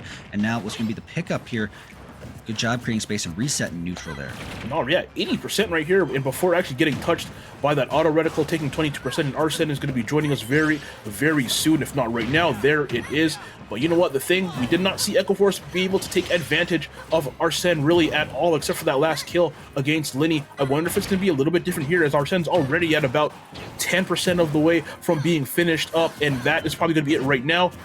There it is. Yep, there and goes. you know, when once again, Echo Force not able to take advantage of Arsene, which the state's been doing a fantastic job of playing around that. Yeah, doing a fantastic job. Going to set it better. And now, offstage situation. What is N-City got? Down tilt at ledge. That's going to work out. Auto reticle not going to find its home there either, but you get a second try on the down tilt. You know, yeah, just if you're going to sit there just charging up, you can just grab them out of it. Yeah. You don't have to play their game if you don't want to. Exactly, and we're going to see Arsene potentially one more time if the stock is not lost. There it is. Arsene should be popping up right about now. Now. Wait. First try, got it. There we go. First try. Anyways, there is Arsene, but once again, Echo Force has not been able to take advantage of this at all, man. Like, everyone on Shawnee, on which to say, I should say, has been playing around it so effectively, already down to almost about halfway. And down to about a third now, as we see that back air coming through from N-City, putting Shawnee State down to their final 3 stocks. And I said it earlier, you can afford to lose a stock if you're N-City. You can afford to lose a stock if you're Shawnee State. In that situation, you're up 2 with only 3 stocks left on the opposing team. Just love Gamer Dog, who is the best insurance policy, one of the best insurance policies I've ever seen. Better than the insurance I get from work, that's for sure. But so, you know what? Keeping that as your anchor, fantastic. Wichita State in a great position right here, as we're going to see Waywardness be the last player there for Shawnee. Waywardness, a fantastic player, but Zelda, not necessarily the greatest anchor, especially when you have to take out 5 stocks without losing 3. Bit of a tight situation here for Shawnee State. I think this is going to come down to, I think this is really, counters, reversals. Obviously, Palantina has one as well with her down B, neutral B from Zelda as well. Just utilizing, especially for N-City's case, getting around all of the Zelda traps that we saw them do very, very well in the first match. I think you just got to have some more of the same. But if you're Waywardness, I'm saying I don't really know how exactly you do this. It's a tall task to ask for. You've shown time and time again that you are very, very clean with your conversions from your down throws into your wizard kicks. But to take 5 against an undefeated team like Wichita State, it's a tall order. Especially again as a character like Zelda, who, you know, has a lot of KO power but is inconsistent. Zelda, decent character, but there's a reason why, if you look at most tier lists, this character is on the bottom half of it. Despite all the tools that they have, they are just very easy to exploit if you know a way around, if you know the ways around fandom and around side B and neutral B and stuff like that. This is a very, I don't want to say bad character, but you can definitely take advantage of this character's flaws, which I would imagine, and Palutena and Rob / Mario, whoever comes out from Wichita State, are all characters who are more than capable of taking advantage of where Zelda has deficits. But you know what? We'll see if we even get to that point as Waywardness. And you know what? Shawnee State's playoff and tournament hopes lie on Waywardness and this Zelda, N-City looking to snuff them out before they even have any hope of even winning this match. All the pressure on Waywardness. Let's see if they crumble or if they thrive under it. You know, pressure does make diamonds, so that's going to be the case to see right here. Okay, elevate, going a little bit high. I like it, so that way you're not getting down tilted at ledge. Okay, ooh, I like that. Read the get up, goes for the wizard kick, doesn't get the sweet spot, but does on the second try, and now great choice from both players. N-City using that explosive flame to just make sure that Waywardness can't even get any of their projectile game started.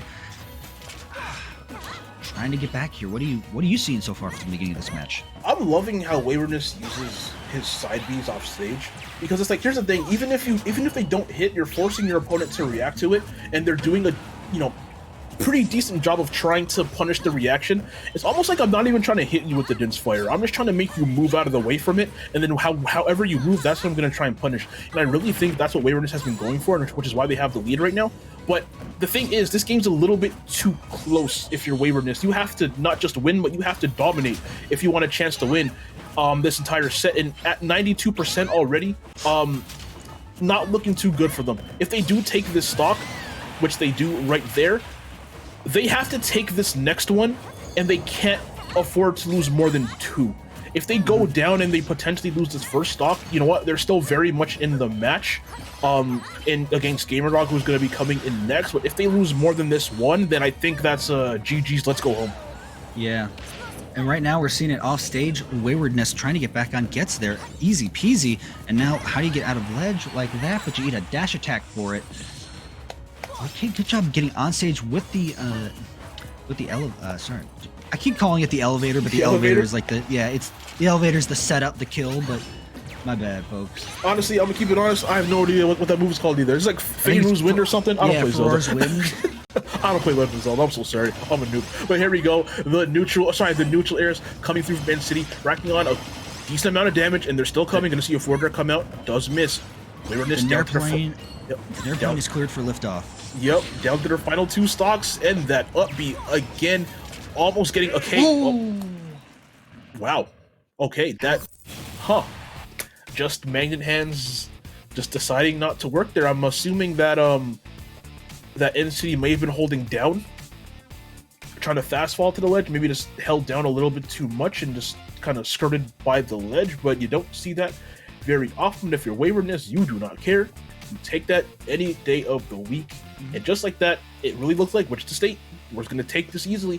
But now it's only a 1 stock game going into their final game number 7. But this is GamerDog, who I have not seen a bad stock, not even just a bad game. I have not seen a bad stock from GamerDog in the couple of matches that we have seen him. But once again, the best insurance policy you can ever ask for up against Waywardness' Zelda. Probably going to see the Rob here, I would imagine, and be on the lookout for those gyro side Bs off stage, because he will pull the trigger on them. He'll pull the trigger on them often, and he will land a very high percentage of them as well. But the question is you first off, to do any of that, you have to get in. And a Rob trying to get in against the Zelda, I mean, it's more than possible. Rob's nair is absolutely insane. And, crazy. You know, run up down tilt, how fast of an option that is, it's possible. But still, Waywardness is not your ordinary Zelda. Waywardness is, like, you try and run up down tilt, I imagine you're going to get met with the, the blue crystal, the reflector, or, if it's really just at this one, comes down to a matter of space. A larger stage is going to play much more in Waywardness's favor, where they can just sort of sit back. It doesn't even, like, you can't throw a gyro that far. So you're going to be able to have all this space to work with to set up your Phantoms and your Din's Fires, but still a much more, confined space. That's going to play a lot more in GamerDog's favor, a Smashville kind of situation where Zelda doesn't have that space to run around. They're going to be, put in disadvantage a lot more because of their long end lag of some of their moves. So I think this one will come down a lot more to stage pick as to what character GamerDog goes with. Yeah. I would imagine this is the time to just stick with Rob, because Mario is also very, very good, but Rob is just like... Rob is more of a Smash character in the sense of, like, they're going to hit you with Smash jank that is just going to take your stock and there's nothing you can quite do about it, where Mario is a bit more honest and straightforward. And in a time like this, you just kind of need the Smash Bros jank to take you through and get you a W, and GamerDog is so good at getting those conversions and getting all the crazy Rob stuff that character is known for. But we are going to see who it is in this final game of set number 2 here at the Naystar League 2022 fall season. Round of 8, here we go, and it is going to be GamerDog's Rob, who I really is the best choice here. Let's see what they can do. Cannot stress enough, I have not seen GamerDog have a single bad stock in the games we have seen from them, and we have seen them completely dominate a lot of players up until this point. And you know what? The momentum is still going. Already 40% right there. trying to put a lot of shield pressure on, and oh my god, here we go. Oh, yep, here we go. Taking it for a ride here already. Nair sending the other way, but I'm curious as to this pick. PS2, much more of an open stage than people will give it credit for, and I've seen a lot of people make claims that you don't take zoners to PS2. That said, both of these characters are zoners in a sense, and landing a gyro like that shows exactly how GamerDog is able to land their confirms, especially with a back air, taking first stock, and now Shawnee State's on their last stock. Yep, with that back air, Shawnee State on their last stock of the entire tournament. If they lose here, if Waywardness drops the stock, their run for the fall season will end. And you know what? GamerDog is looking to end that right now. That 4-air coming through from Waywardness, not going to be enough to KO Rob from the middle of the stage. And you know what? Yeah, Waywardness is doing whatever they can. They're running away. We saw a bunch of up airs coming through right there. But you know what? GamerDog does not care about anything that you are tossing out. They're going to come at you every single time. 109%. What's the option here for Waywardness? Good in air. I think Waywardness is playing a bit too safe. When you're down by this much, you have nothing to lose at this point. I think this is where you have to just, as soon as you get Rob off stage, maybe try and go for a downer. Maybe try and go for a couple of, cute little setups. At this point, 64%, 70% on your final stock of the entire tournament. And you know what? There's no other way it could have ended. There's really no other way it could have ended. That was just the most, DI mix-up of DI mix-up things I've ever seen in my entire life. Look, you know what? It was the regular Rob down throw, up tilt, up air combo, but that DI from Wayward was you went straight up. Don't even want to call it. Don't even want to call it a mix-up. That DI was just straight up into the blaster. They're going to be feeling that DI angle in their sleep, I feel like, because at 86%, I believe is what it ended at. Really, it came down to a bad pick on the DI. Yeah, and you know what? Hey, just like that, Shawnee State, hats off to them. A fantastic season for 5 fantastic players on this roster. And you know what? Their future is very, very bright if we do see these same 5 players coming into the next season. But the thing about competition, Max, is that there can only be one winner, and the undefeated Wichita State University stays undefeated here in the season, moving on to the round of 4 to play the winner of Old Dominion and Shenandoah University, which I think will probably end up being tomorrow. And man, I said earlier, I think Wichita State is on a collision course for Northwood University. And if that happens, no disrespect to anyone else left in the bracket, I think that's the match everyone wants to see.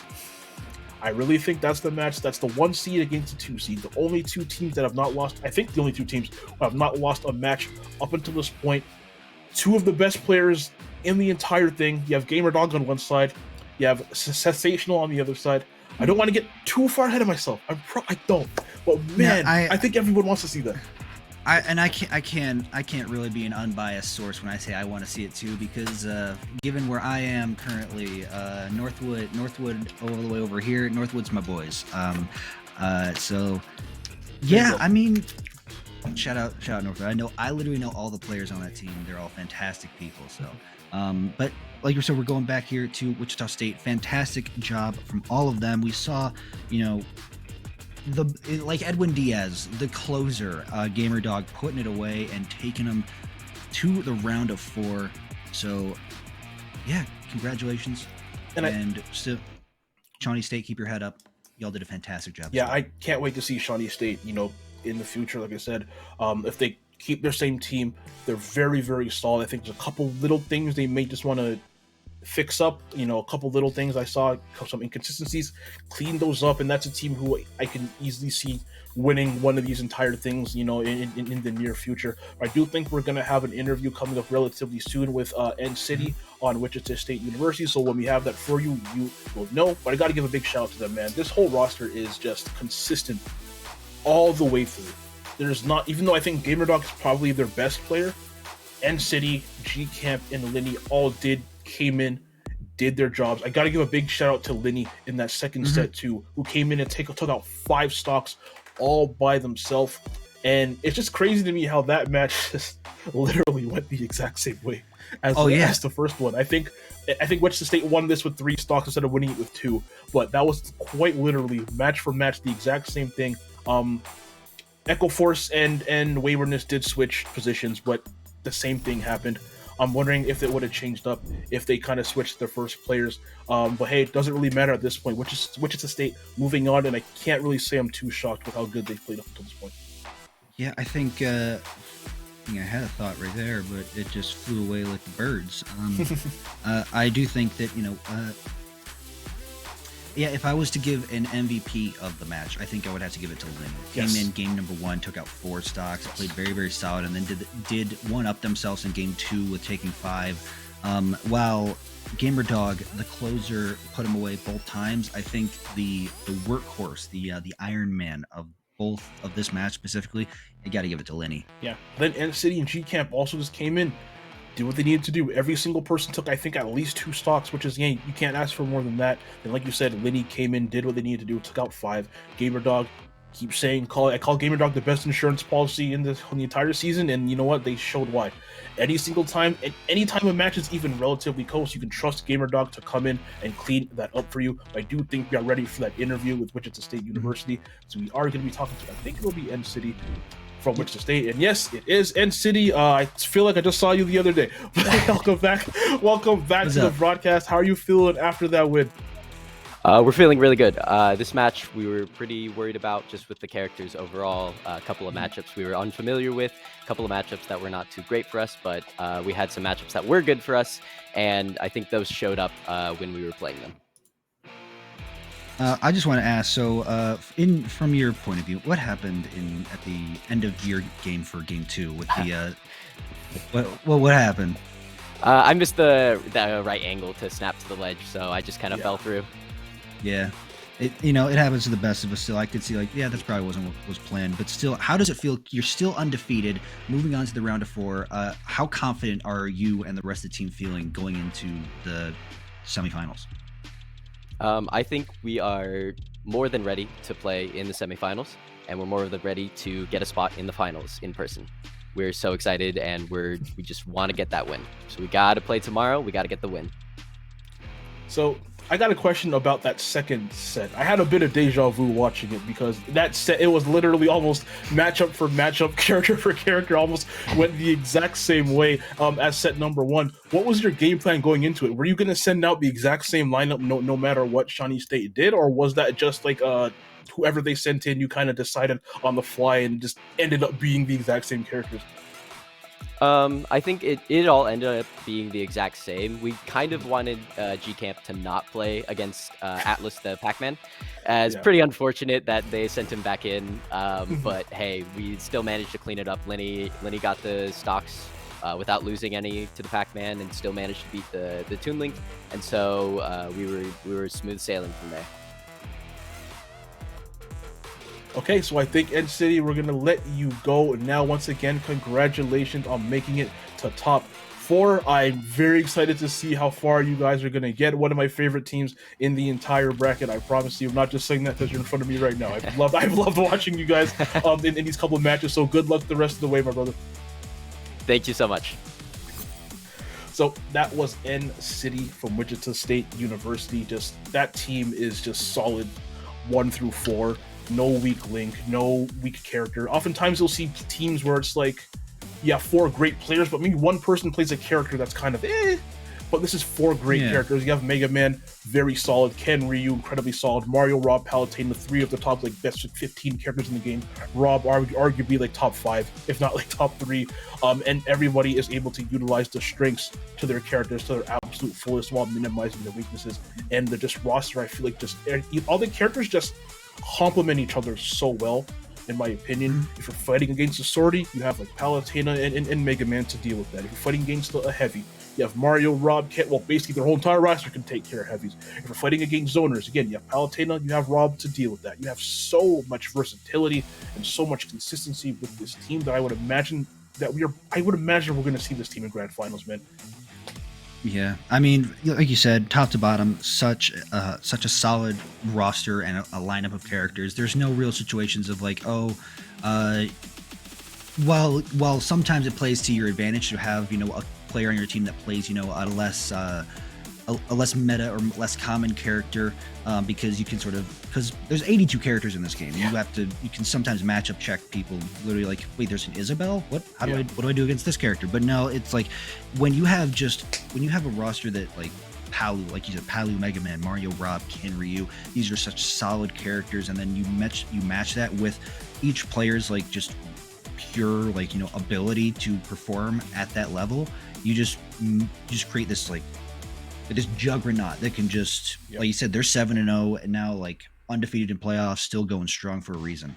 And I think as we get deeper into the season, before we close off, I think as we get deeper into the season, we're going to start to see those, you know, uncommon characters start to get phased out as the players get better and better, and they also get smarter and smarter. But everyone, let's take a quick look at the schedule. We are down on Saturday. We have more Smash Brothers tomorrow. I believe we're going to be doing the round of 4, which is going to be incredibly intense. We also have CSGO coming up right after this. So again, if Smash Bros ain't your thing, if you're here for CSGO, you know what? We're going to be getting that to you in just a few minutes. And again, tomorrow will be the exact same thing, a Smash and Counter-Strike double header. Again, this is playoffs. These are the best of the best of the best schools going up to get the NACE Star League Championship. Well, everyone, before we close out for the day and kick it off to Counter-Strike, I have to give a great big shout out to every single sponsor who made this tournament possible.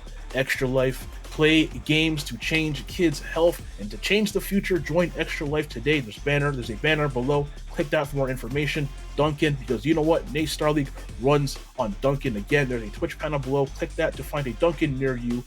ROTC, BetterHelp, Mavix, and everyone else who has made this possible. NACE as well, and everybody in the production room. They are working very hard. There's like 3 streams going on at the exact same time, I believe. They are running around like workhorses, so I got to give a big shout out to production.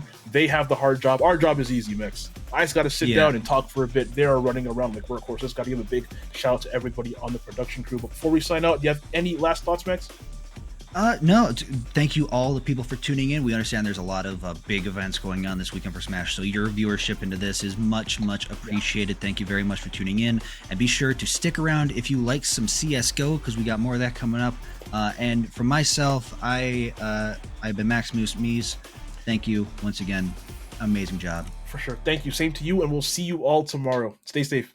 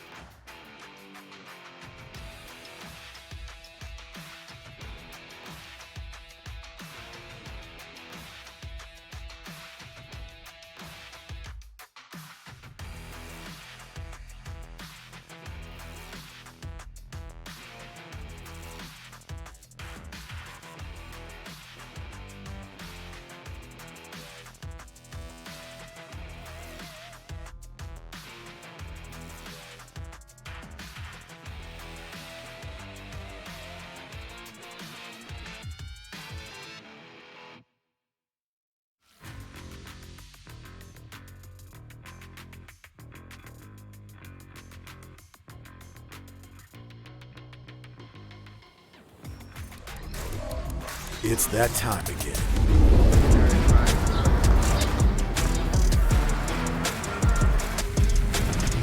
Welcome to the stage. Oh yeah.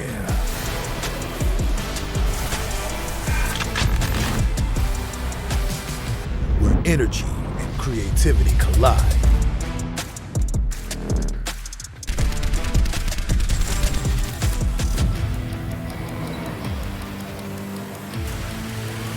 Here we go. Let's level up. Make this something to remember.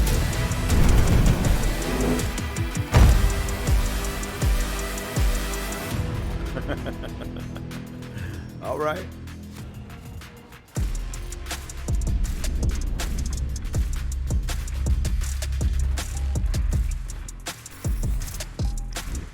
All right, welcome back, everybody, to Counter-Strike. It's Saturday. That means it's playoffs for Counter-Strike. It's the round of 8, the quarterfinals. We got two lovely matchups coming up one matchup coming up right your way. Two teams which have been very performant this season, one of which, the lovely name of Davenport Kappa, 8-0 in the season so far, and up against RIT, which, man, that's a lovely matchup to wait up for. It most certainly is. Good way to get your Saturday going into your evening to your afternoon. Hope you are doing well, and yeah, just the one best of 3 here today. The potentials on your map front, on the menu, starters to get the palettes, just a nice taste of the game. It's Inferno. Coming up for your main course is Nuke, and if we do get to dessert, if we get to the 3rd round, it is going to be OP. It's Overpass, and Overpass, an infamous map, I want to say, across the world of CSGO. But yeah, it's just to give you an idea of where things are going, where they're at right now, and a lot of good CSGO over the next couple of weeks. Yeah, exactly. We've made our way through the regular season, the conference playoffs, /S qualifier, now here in the playoffs to lead up to those in-person grand finals. And I mean, speaking of the quarterfinals, we're getting to the point where, I mean, with that round of 16 having been passed, we've kind of stepped over the point where a lot of the teams that were seeded low, they either made their way through as underdogs or they're out of the stage of the tournament. So only good matchups remaining. Only the highest of caliber. So we've had teams that maybe have struggled, been a bit of a struggle bus, but if you've made it here to the playoffs, you deserve your seat at the table, and you want to take the crown. You want to go all the way. Just a little snippet, a little screenshot of what we're looking at right now within the games of the round of 8, and yeah, for Davenport taking on RIT. Registered Institute of Technology is where we'll be for this best of 3 here today. Rocket League, been and gone, happened earlier on the stream. WSU completely just took that one home. Full send, if you will. Are we going to see a full send here today? Well, time will tell. It is your 30 rounds default for CSGO. The bomb is sitting at a pretty 40 seconds. Plenty of time for these up-and-coming semi-pros to get it done, and your regular cash as well. I love Inferno. I think Inferno is a great icebreaker when it comes to CSGO in the best of 3. Are you an Inferno fan, or are you in Inferno, I've been there, done that, I've had enough of Inferno kind of guy? Ferdy, what's your take on Inferno? It always depends, you know. I mean, we could talk about the maps just for a moment, but first we got the rosters. Davenport, an important note we have to touch on, Cup. I'll get back to your Inferno point in just a moment, is that 2 of the players of the Davenport roster are currently in Copenhagen. And so we are playing on a New York server, at least the players will be playing on a New York server. That's going to introduce an interesting dynamic. We'll see how the ping is going to affect the players. It can be a frustrating prospect, I would say, for both sides of the server. But Davenport, very skilled roster, currently undefeated not only in NACE, but also in ESEA Advanced and RIT. Lots of talented players as well, but only 4-3 for the collegiate side of things.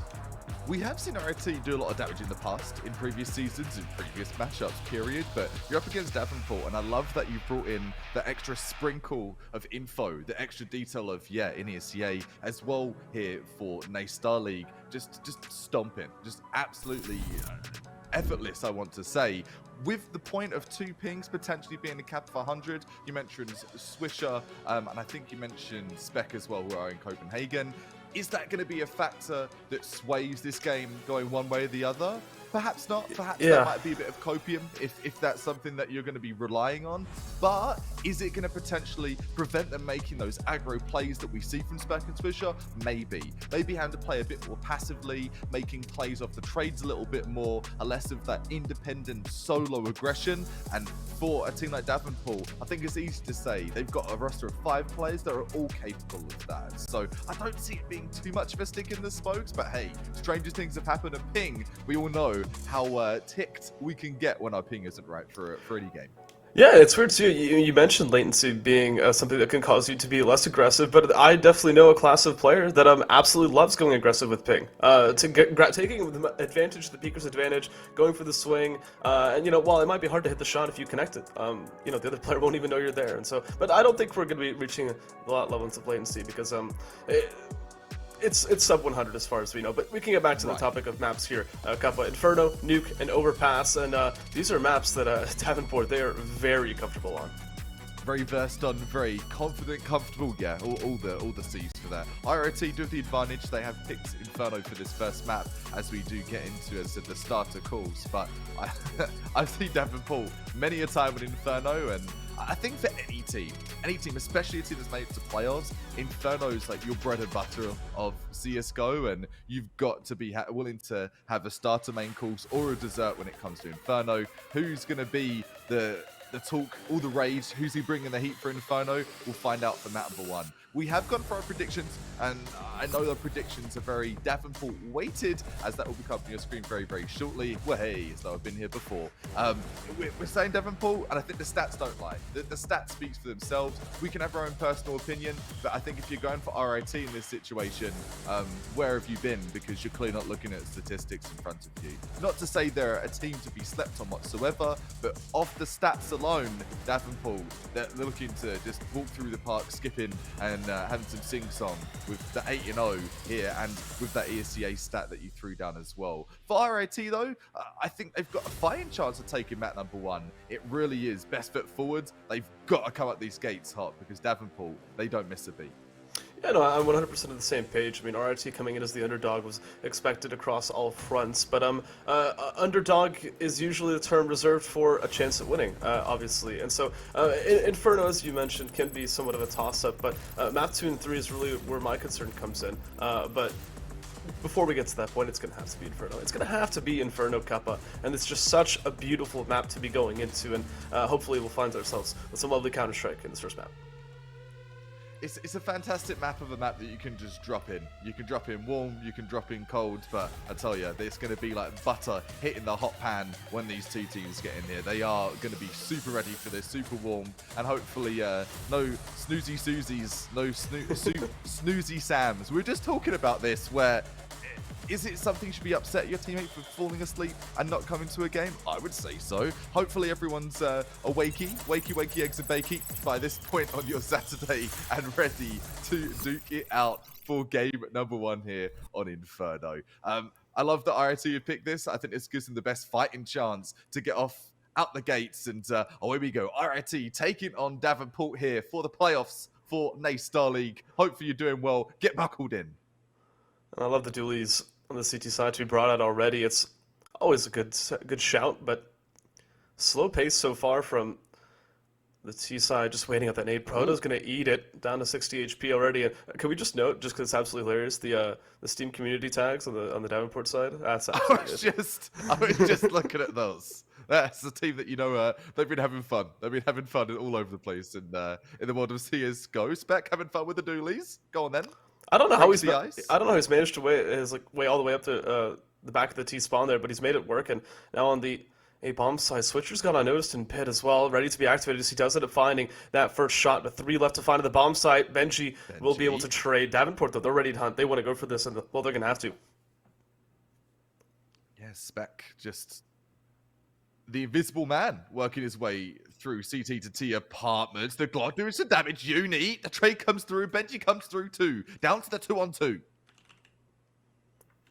An off angle from Benji, but out of ammo. MJB will be able to capitalize off of Chaos, but Kojo, no kit in hand. It's planted for that player in pit, and so the timing is going to need to be abused, and it's all Benji to clean it up. Look at the HP on these players. But RIT, they're going to be able to make it work nonetheless.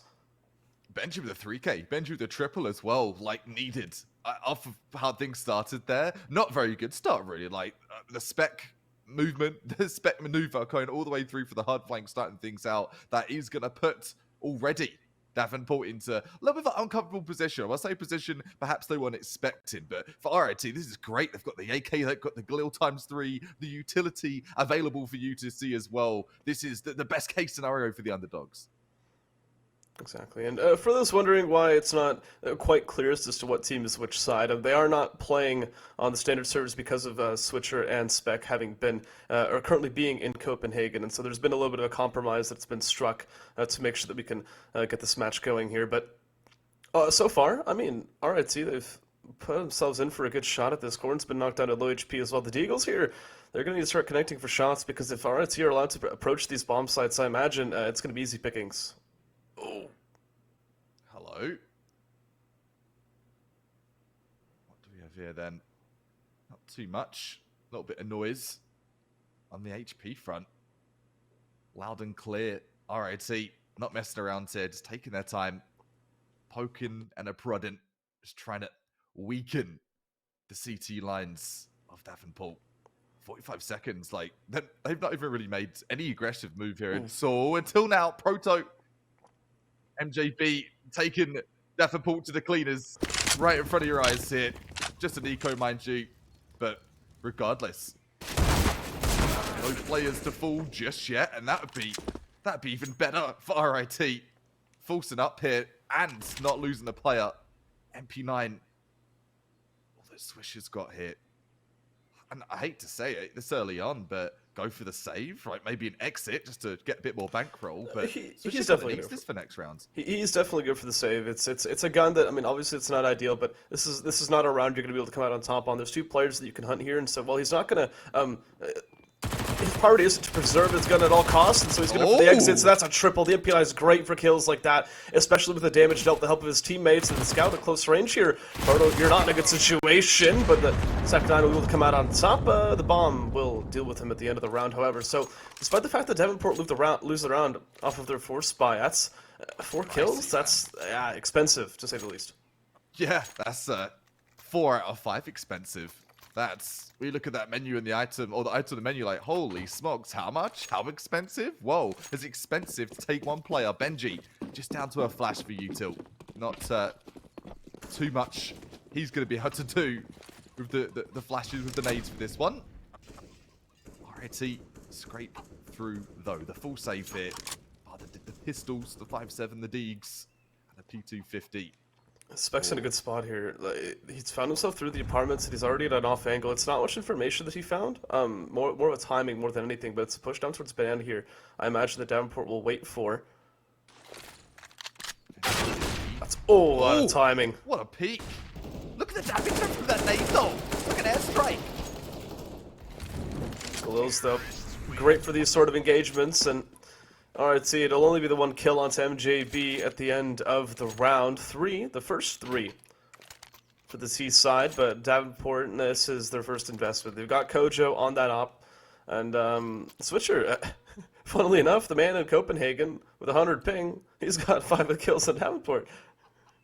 He doesn't care. He's actually got more frags than his entire team put together. So, does ping affect high-tier players? Early stages, but no. Funny to note, yeah. Yeah. For now, Swisher looking to have, as you said, that peeker's advantage with a little extra ping. It doesn't hurt Swisher. It won't hurt you. Hello. Bit of over-aggression over at Banana. That over-aggression going to work well here for Pug. Yeah, it was the flashbang to set them up for that kill as well. Uni didn't have teammates behind him or even the utility to support him and getting out of that situation, and so he was caught between transition towards half wall, and that cost him his life. And RT, with that banana control, they're going to be forced to find some presence elsewhere, and unfortunately they're walking right into the hands of Kojo, spotted, but no op shot triggered. He's waiting for the swing, but instead towards brackets, it's Benji to find the opening. Spec's now stuck in the bomb site. So you find out. He's got the strength to pull his way out there. Pug, yeah, another frag. That's 2 to name the Pug for this round. Treating it like a bit of a Pug. Kojo down. 3 on 2. And for Good advantage here for kills. Benji. Benji's popping off. All game long, he's been doing this kind of antics from pistol all the way to the full bite. Down to Pug. 2 kills. Needs to get the ace to walk away with the in-your-face play here. And it's not going to happen. It's not going to happen at all. Nights. And what a fright so far for the likes of Davin. I'm surprised. I'm very, very surprised. And Yeah. I think that goes unsaid. Our predictions, they had to be a bit more realistic off the stats of what we have. We've got more info to go later in the season. We go to that playoff region. But for IRT, apparently, they've been holding everything for these playoffs. I mean, important to note as well, this game, we are only 4 rounds into this game. You need 16 of them to win. And this is the map pick of RT as well, so a level of comfort is expected, especially on your T side. But breathing room now going to need to be expected from RIT because they're up against this eco. Once again, Pug's actually forced into this, but this is more of a hero buy. And I don't imagine Davenport are going to be out of this game. The caliber of players that we're working with here, they've been in these situations, they've come back from them, and they've taken advantage of teams like RT and in a lot of previous situations. But they've got this opening duel, and RT will do well to take advantage of it. It's a split towards the safe side, but they've still got 2 players here to contest with. Ooh, that's an excellent shot. Kojo flexing a bit of that higher tier experience. And yeah, you bring up a super good point, right? Like, yeah, it's a team that have played against pro teams. They've played beyond Collegiate. I want to say played beyond any team competing against Davenport, and that's why there's so much hype that sits behind them. But right now, regardless of being their map pick, RIT, they're forced to Pug on a save. And to even just say verbally out loud, we have got them on a save, as it would appear right now. That's a good vibe, and I think that goes beyond the map pick. That goes to the mentality of RIT, and they are taking these playoffs very, very seriously, and rightly so. Yeah, and I guess you mentioned the playoffs there. That it reminds me of something. We're in the quarterfinals now, which would lead you to suggest that both these teams have played in the round of 16, but that's not necessarily true. Davenport were one of the teams that got a bye heading into playoffs, and RIT actually got a forfeit win against Ole Miss in their opening round. So this is the first game in playoffs for both these teams. Great info, dude. You're fantastic with the underlying details that help set the picture, set the stage, and bit the nerves, maybe a little bit of nerves from both teams. Understandable if you've literally sort of just taken a seat like, whoa, this is playoffs. This isn't just your regular season.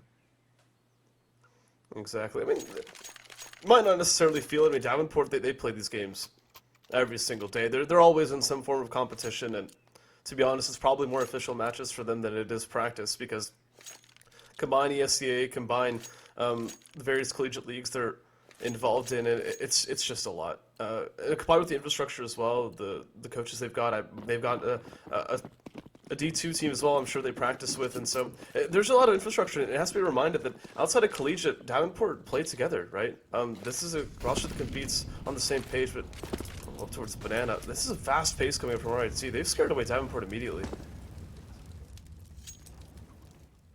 Good morning, flares going up. Davenport, not interested. Not interested at all. A lot of bloodshed so far, and talking of bloodshed this round, RIT, uncharacteristically taking a little bit more damage than they have. Over a minute left as well. Benji has been like the catalyst, has been pivotal to these picks here, and they've got a suspicion. They knew something was sussy over at Boiler, and Benji getting balled alive. And spotting Kojo with the op over towards brackets, that's going to force this investment in towards the bomb site from RIT. They'll be quiet about it at least until the hit comes through. And Proto with the AWP isn't going to help. He's going to be forced to hold an off angle, expecting some sort of swing, but it's the contacts play as the upshot rings off. The utility's ready to fly in, but it's the crossfire in the bomb site. Pug's got the first kill, and Korn's ready to be crossfired as well, but in through CT. Oh, never mind. And the kill's starting to come through, but the rotations are just as quick. The Tech 9s, how does they grab 2? The entries into the bomb site. At that, this AWP, it's in a 1v3. The bomb's out of his possession. Time's continuing to tick. Overextended, fuck. Tick tock, tick tock.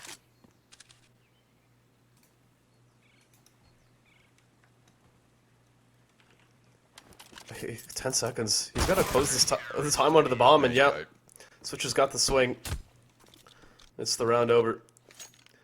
Close 1v3, honestly. I think it was 1v4 at one point, but it's difficult to make that work when you got Davenport just taking down the clock. And Kojo to open up the round with the AWP. I mean, currently 2-5. I think he got both those kills in the last round, if I remember correctly. Maybe just one of them, but it's good for him to find pace. I mean, it is now him back on the AWP, and now that they're starting to fully invest into this, I imagine they'll have a little bit more comfort, but they want to make sure they pull through with this round, because sending them back to pistols would be really uncomfortable.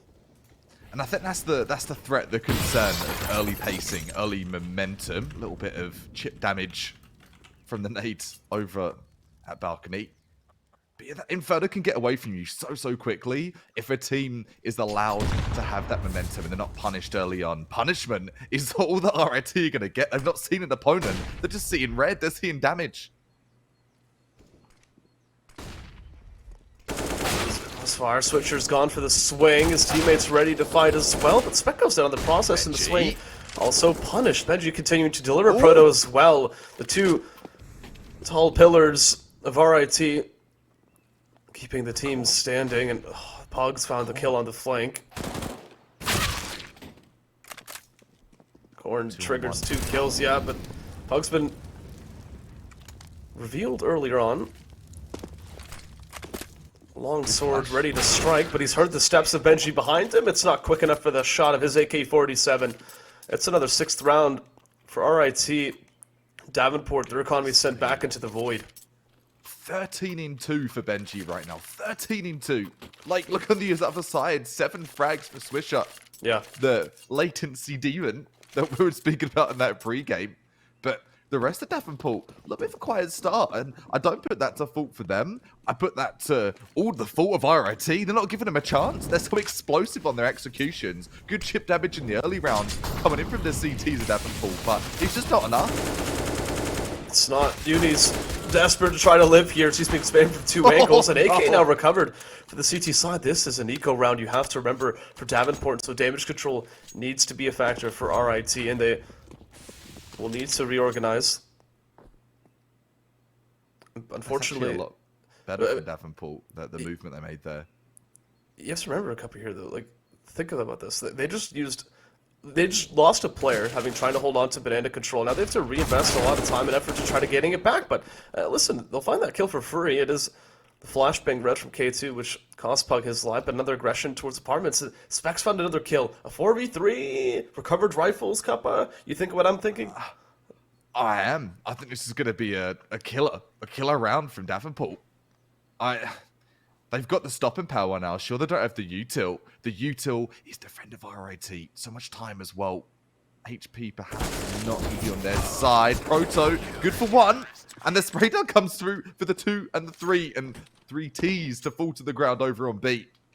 Good round from the CTs. Fantastic from Davenport. And a good way to flip the script. And this is the antics that you were mentioning just a little bit early on. It's forced the timeout for the Ts over for RIT as well. Dangerous with even nothing. They had all the util just poured down like a waterfall over on Banana, and that's going to get it done. But are they going to be able to continue that? Don't need to worry about those scenarios now. They've got the weaponry. Kojo contemplating, I think, the glass cannon. I don't think he'll go for it. There it is. There it is, baby. Wait, did he go for it? Yeah, he did. Oh, no.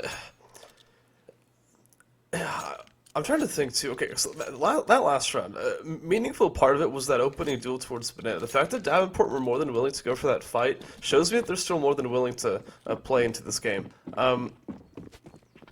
Unfortunately for them, they've still yet to chain rounds together, and their economy is still being held at bay. But this kind of injured buy from RIT means that it's an open door for Davenport to walk through. Definitely a bruised buy. Definitely a bruised buy.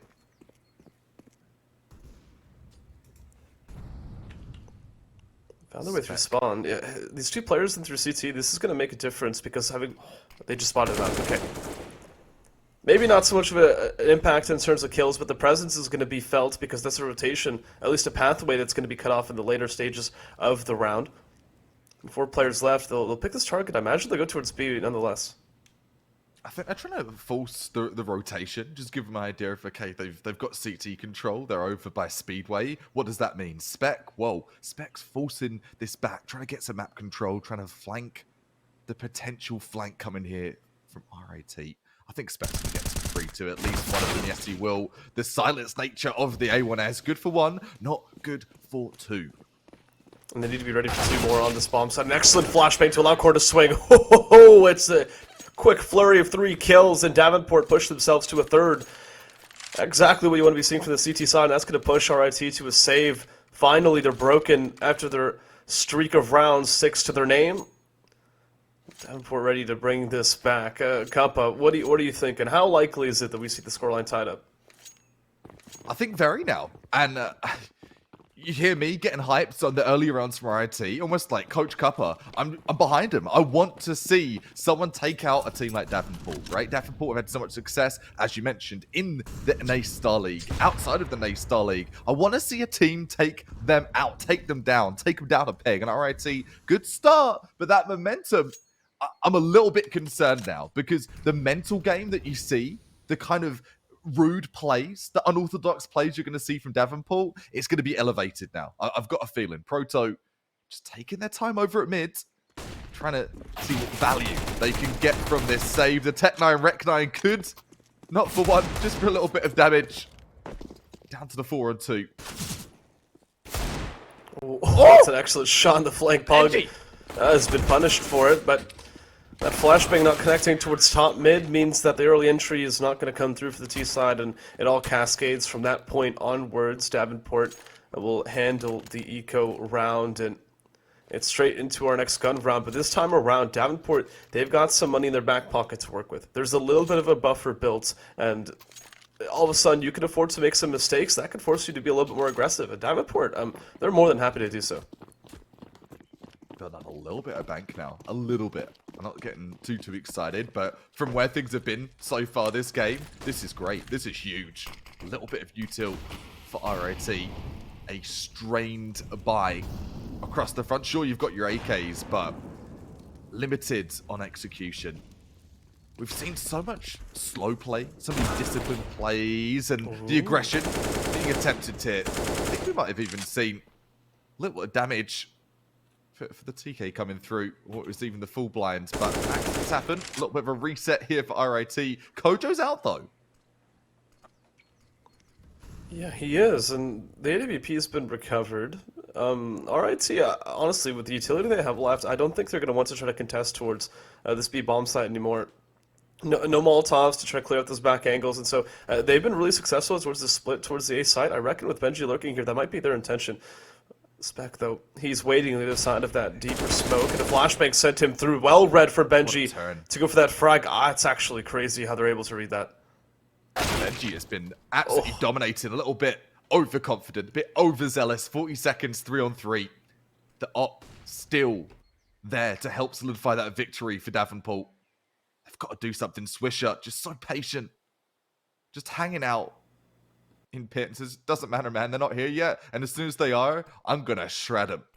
2 flashes or a flash of the smoke. The util started to rain in 20 seconds. No room for mistakes here in Swisher. He's going to get him going sight.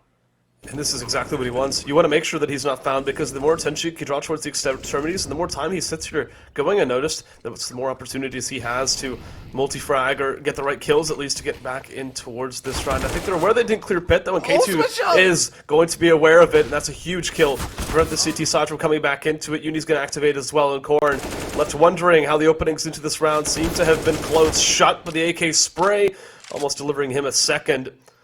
Time continuing to tick, though. He's got a kit in hand, but he needs another frag soon.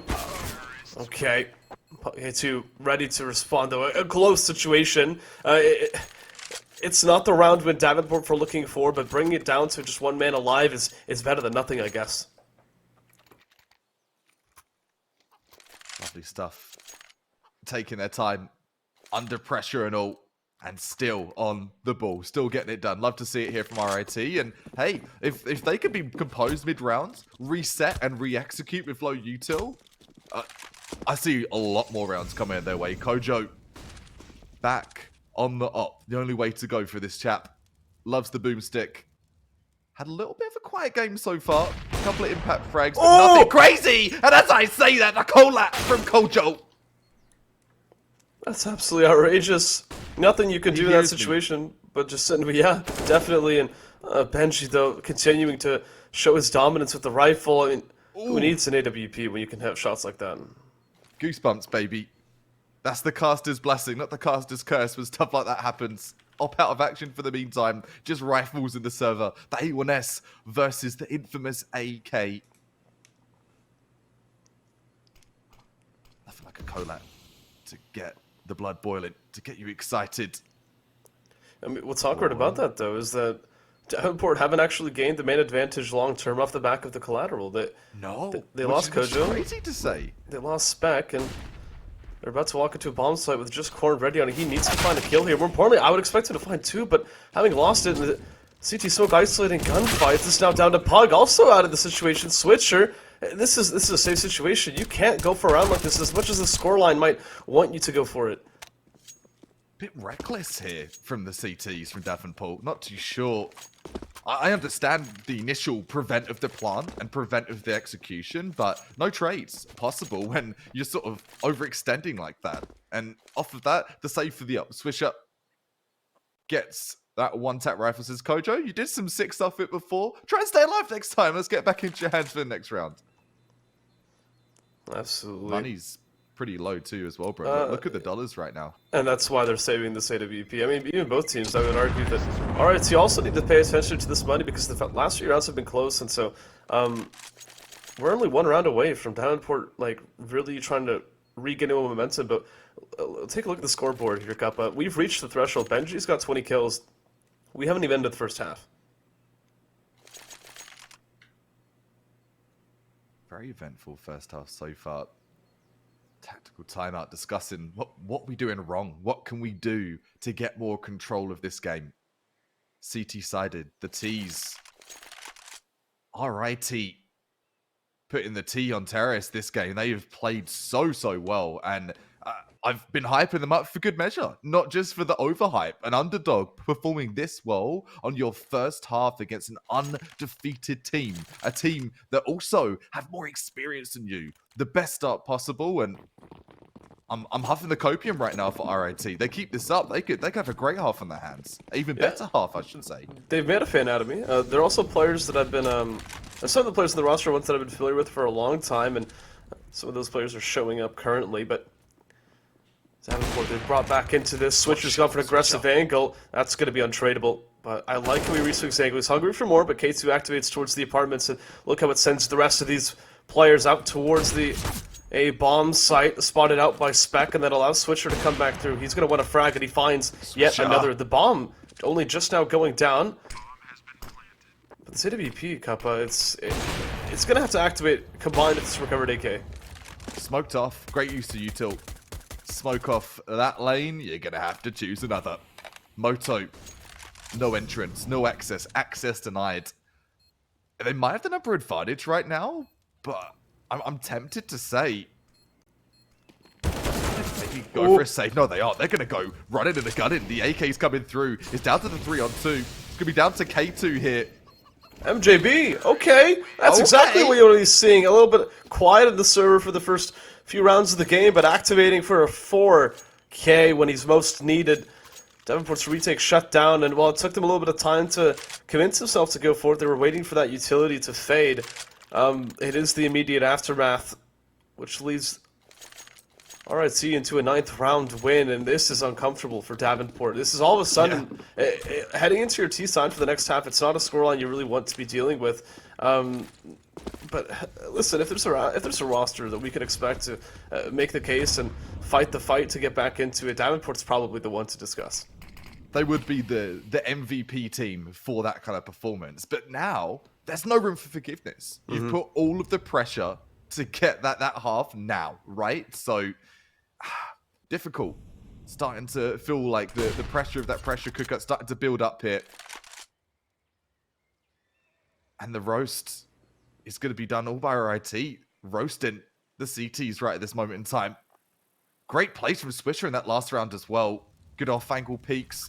Enough for last round. Down to this round here. All the way down on Pug. The wall bang through Coffin. Puts Pug straight into the Coffin. Nails it down and brings it to the 5-on-4. Corn's been spotted because of the smoke extinguishing that Molotov. Ferdo will take him out as well. Davenport, they're locked out of this bomb site. There's 5 players to find. They're going to be forced to save once again. I mean, listen, this is very characteristic of Inferno. You know, you lose the B bomb site, you don't have the man advantage, you don't necessarily the utility, you just save. But it's crazy how we've been seeing this round after round after round. Davenport have not been able to find man advantages into these rounds. It's like when you try and like have that key pass to get in somewhere. Nice little exit coming from Kojo Mo, but it doesn't really matter at this point. And that's not for BM's sake. Sure, it matters to deplete the utility, to deplete the weaponry slightly. And money-wise, this has been a give-and-go game all game long. Spec trying to get rid of something more, but RIT not giving any more. I say that. A little bit of last-minute swing there. Kojo Mo really wants to save that up, and yeah, the full buyers all round. Maybe RAT can drop a gun for the CTs over in their spawn if they're feeling generous. That would be nice. Davenport would appreciate it, but something tells me, Kappa, it's not going to happen. I'm not sure Not what in it playoffs. is. Yeah, Maybe in season, but definitely not the playoffs. Kojo back on the up. I like the switch up with switch up, but Kojo. He seems to want to go for this opening duel. He's just holding the swing, though, towards the bottom of mid. Davenport, they're taking banana control once again. Kojo's actually found a kill fully blind onto Benji. And some nade damage exchanges as well. Okay, this is the opening Davenport have been waiting for. How do they take advantage of it? Hold back. Don't go over aggressive. A few too many ego peaks, I want to say here from Davenport, and that's characteristic of a team that are undefeated, right? They're not getting punished on angles, so you start to beat your chest a little. Fee fi fo thumb. Here comes Davenport, and here comes Kojo. It's Kojo coming through nice and strongly. A little bit fast on the rotation through sight though. K2. Oh no. Presence from balcony. Swish up. Not giving away that balcony position just yet as well.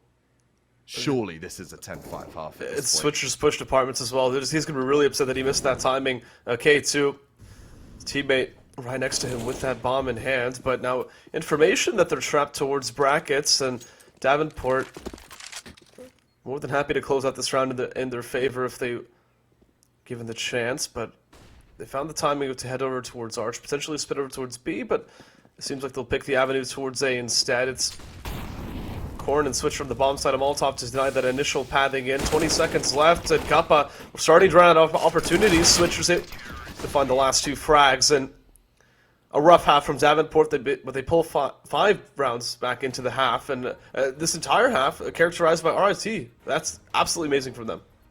Yeah, great posture, great form, and I see him taking this map with that kind of start. If at any time to beat Davenport, the time is here. The time is right damn now in the playoffs here for Naystar League. Round of 8, you mentioned, we're getting to that sort of serious portion of the playoffs. Playoffs, very serious to begin with, but an extra dash of seriousness when you're coming to that sort of the quarterfinal, the semi-finals, and really, you've got to have that game face.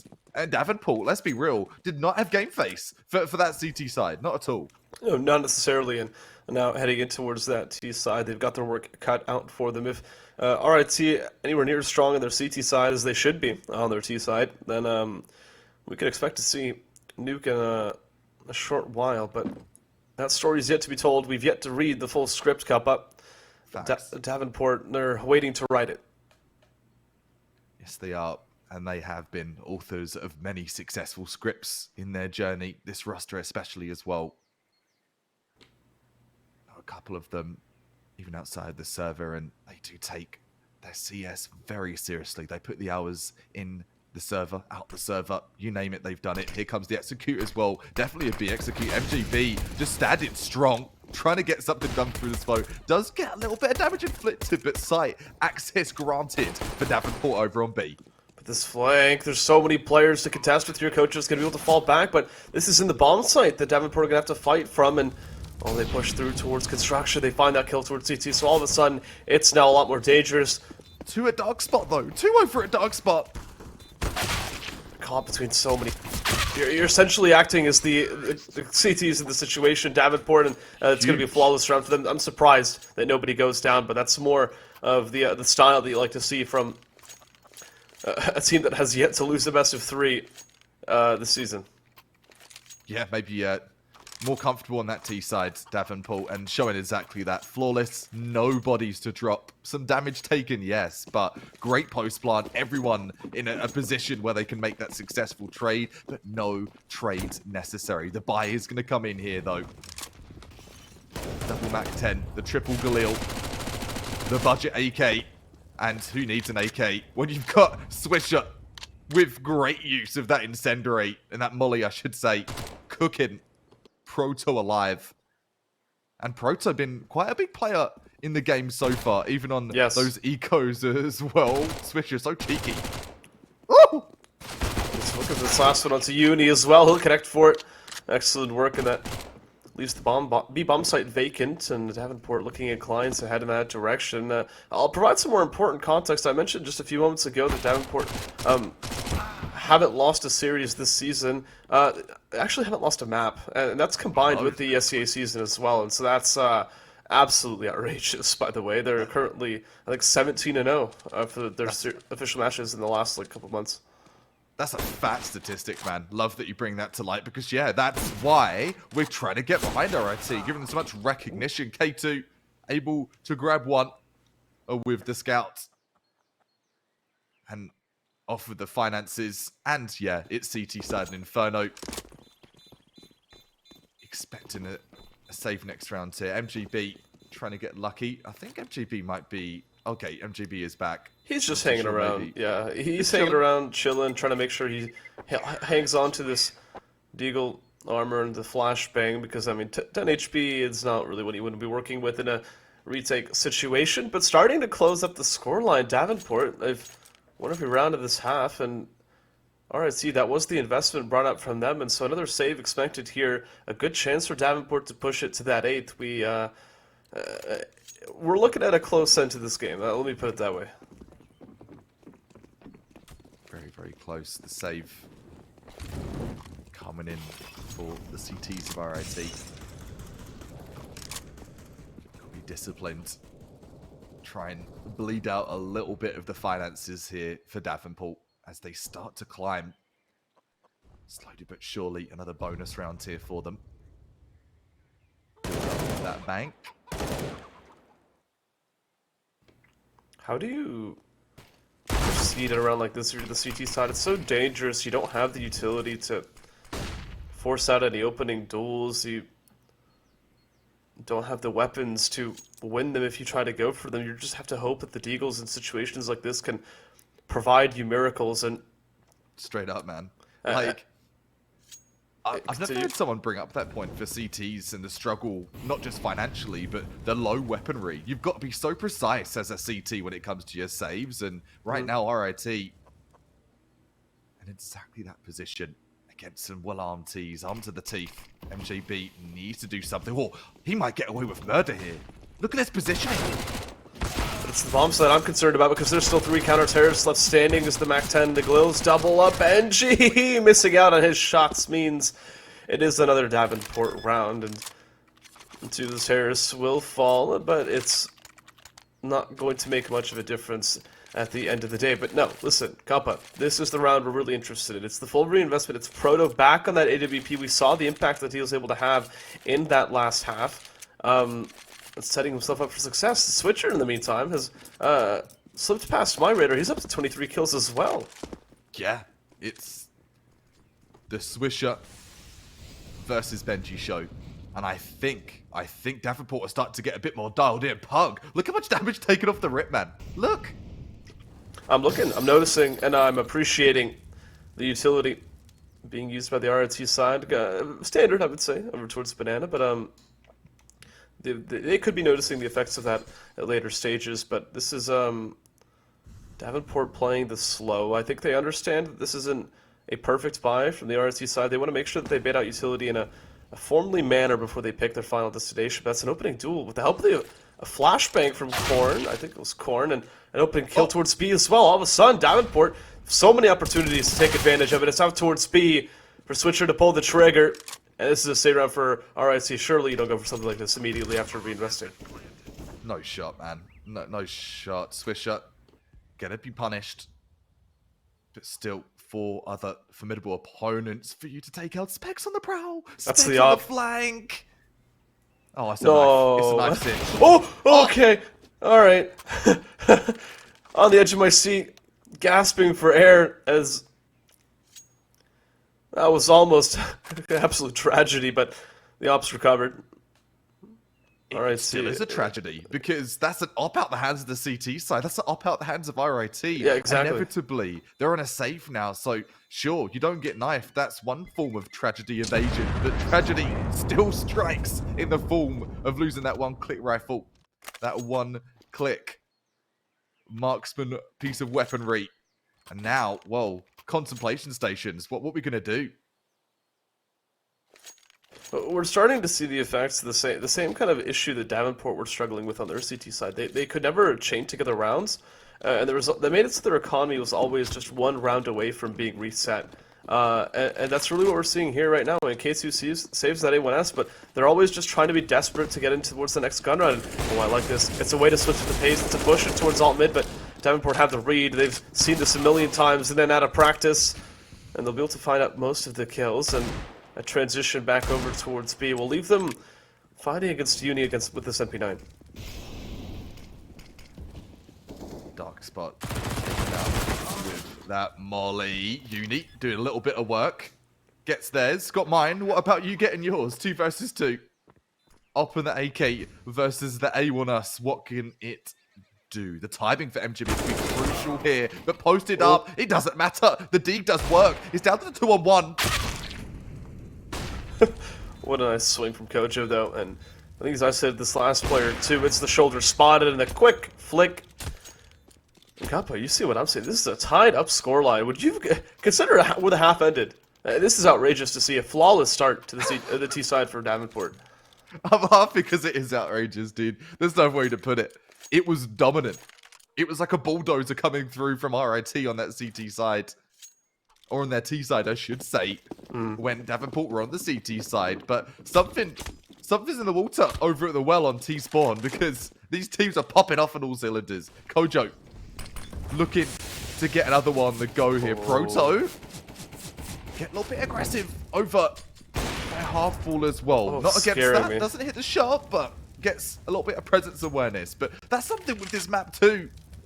There's only so much you can do to gain info because players can fall off at the flick of a dime. Oh, caught. Spraying to praying. But now he has to be concerned about the wrap from Arsh, and there's also the angle towards apartments as well, not finding the right timing as he jumps up to the top of the bomb site. The switcher activates as well. It's once again all Davenport in the kill feed. RIT, given so much time, there's so many save situations here for them to just think about what's going wrong and let it settle if they're losing their hold on this game.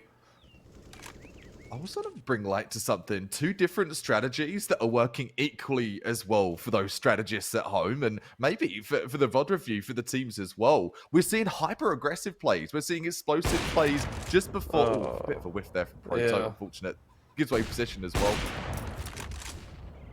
But hyper-aggression from Davenport before the minute ticker, and under the minute is when we saw RIT on the executions. 2 Proto, good for 1, but there goes the boomstick once more.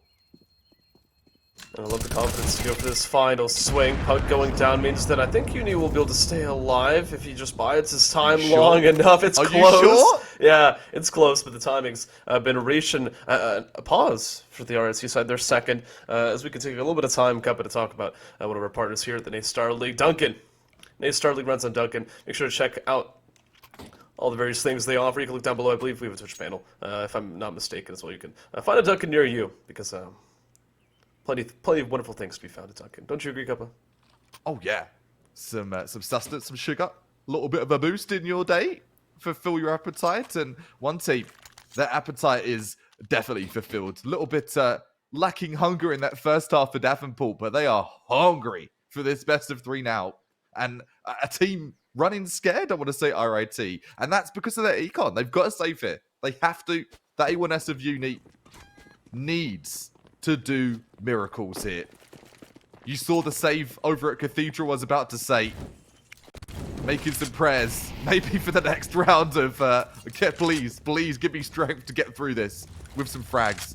Yeah, I think what we're seeing here is we saw in the first half that it was really the Benji and the Proto show. And they haven't really had the most impact in the second half so far, and I think we're seeing the symptoms of those circumstances where if you're not able to have those two players frag out, essentially, what do you have to fall back on? And I think we're seeing that RIT, the foundations upon which those two players are fragging out aren't as strong as it initially seemed, and so once you eliminate them, Davenport have been really good at finding ways in towards the rounds and looking to find a gunfight towards Arch potentially, which could lead towards his beast, but I think Spec's currently fading that smoke, but he's got the kill. That's rotations cut off. It's an open B bomb site if they can find these kills. Open, yeah, but util, so much util, doesn't matter though. Like, especially just sprays a prey to the smoke, has an inkling, there's a player close. Not close for that long at all. AK in the hands of MJB. Question for you, did you save that AK in 4 versus 3 here with no util, or what'd you do? Potentially. I mean, it's much better than the M4s they've been working with in rounds prior, and I mean, let's be honest, you're probably not going to be winning this round with no smokes, no Molotovs to isolate these gunfights, so it's worthwhile. The Deagles will try to be going for some exit kills nonetheless. Pug will refuse that offer, however. K2 just tucked away, trying to be one with the inner plant. See if they can get a cheeky exit. Nothing to be seen. Benji, no one really poking the front end. And so, you know what? You can have the AK. If that's what you need for the next round, go right ahead. We don't care. Davenport starting to really feel the rewards of battle right now. Reap the rewards of the war. 10K. 11, 12, 6, 6, 7. My goodness, man. Like, I said 6 different digits there, but my principle, everyone's sitting with so much money. It doesn't matter. If it's over that 5, 6K mark, you know you've got a couple of buys in your tank, and that's it. They've got enough buys, but buys for days. Yeah, and I mean, let's be honest though, Kappa, who cares about money? The only thing that matters in this game is the scoreline, and Davenport have found themselves 7 rounds in a row. That's the real reward that they've been able to get off the back of.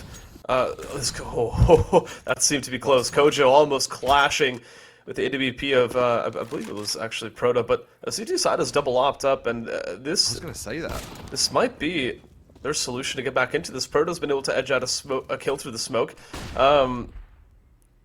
Davenport stopped in their tracks, at least for now. They'll have to lurk the way up towards the bomb side. Bench is not ready to fight that, but K2's ready to swing off of the back of it. Davenport so close to this bomb site. Proto, that's not a shot he's ready to connect with, and K2 needs to stand tall. He can't. It's another 2v2.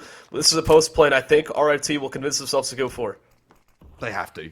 If they want to stay in this game, they want to take their map pick for the map 1 of this best of 3. It's now or never. It's do or die. Util is their friend. They've got the util advantage. Op versus op, rifle versus rifle. But the util, the smoke, re-smoked over on Moto for Uni. That's bad news, Bears. That's worst case scenario, because you've got to push a smoke completely with full confidence and hit that shot. He's going to wait for the timing of his teammate. Look at how loud he's being here. It's going to draw some attention over to allow that lurk to come through as he pops off a shot. It's Switcher, though. That excellent flurry of kills to close out the round, and the retake falling through. That unfortunately means we're back to square one. Pistols for RIT, unless they can convince some sort of force buy back into this. Okay, they will. This is... Oh, they have to, man. They'll be lacking the AWP. They've got an MP9, a FAMAS. The utility is almost non-existent. Benchy's the only player to have acquired a full set. This is do or die. I think that's why they've done this.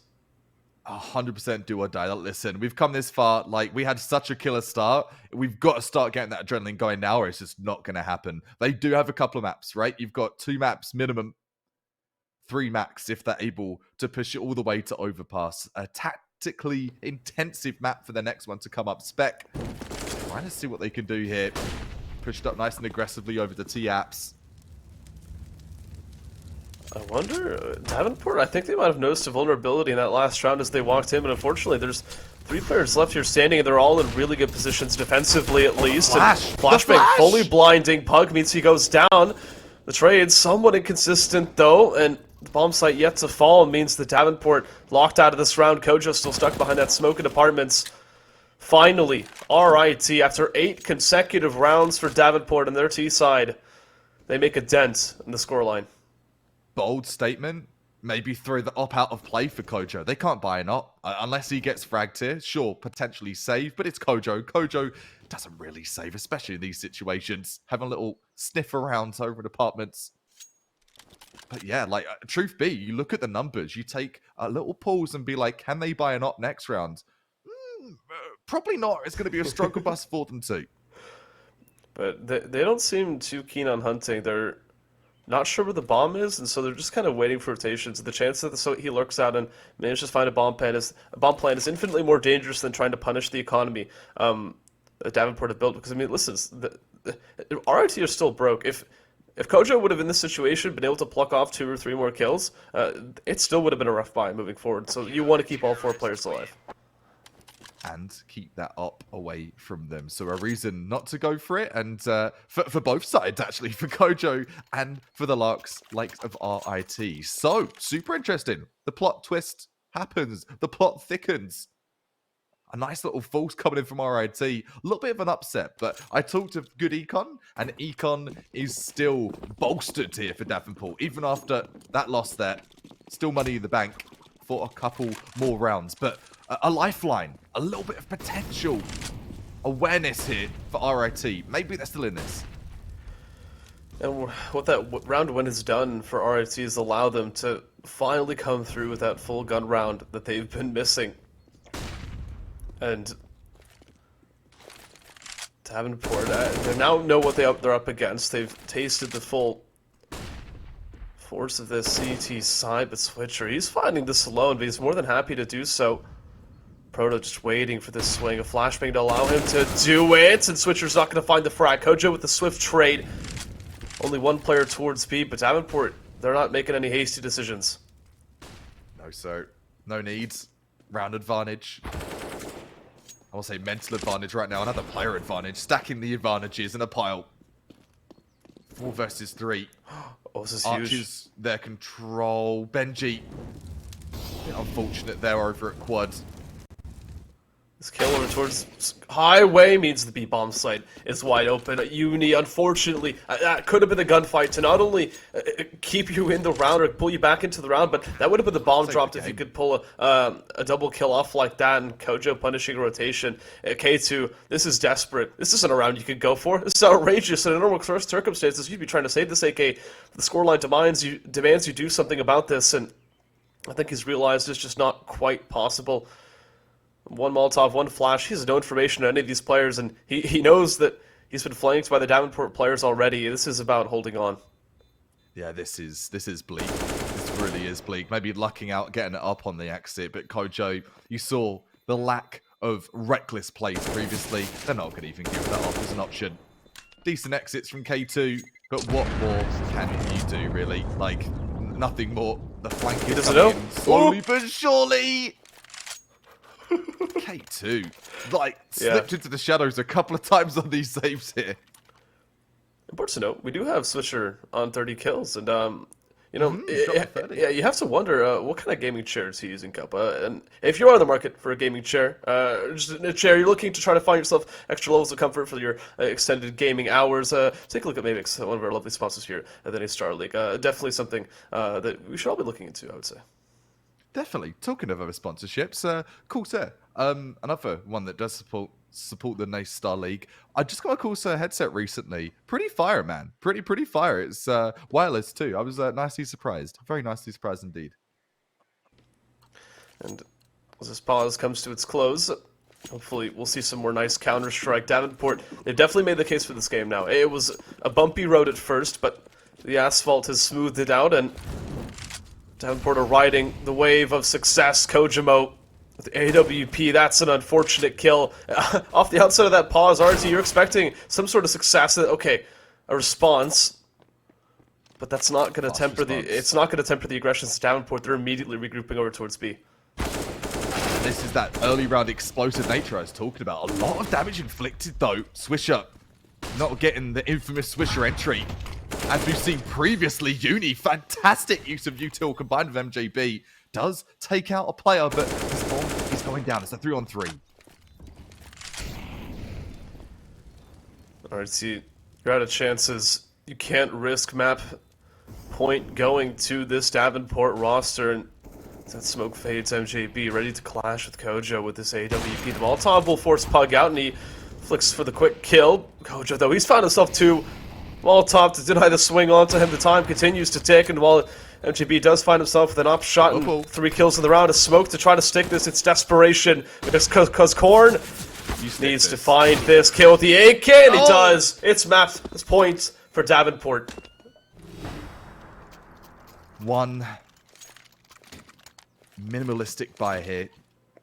You're talking, we go for a rifle or we go for util? That's a question that has to be answered by these RIT players. And to think it was a 10-5 half. It was a 10-5 half. You got 10 rounds on your T side. Yeah, 10 out of the last 11 rounds have gone the way of this T side, and it's hard to state too how many of these situations could have gone the way of RIT, but Davenport just managed to just keep their way into the rounds. It's crazy. I've seen very few Inferno T sides have success like this, and Benji, look at the aggression here. Davenport, they're trying to twist the knife. After it's been straight into the chest of RIT, the bomb's already shifted its way in towards A, and it's a matter of time. Start counting the clock. Yeah, looking lights out. A lights out T-side performance for both teams. At one team doing it just a little better.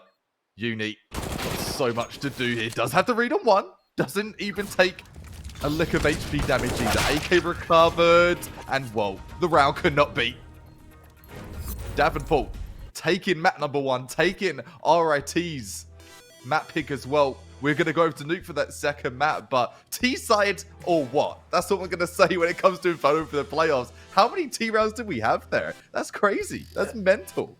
That's absolutely outrageous, because I don't think I've ever seen that much success from a T-side on Inferno.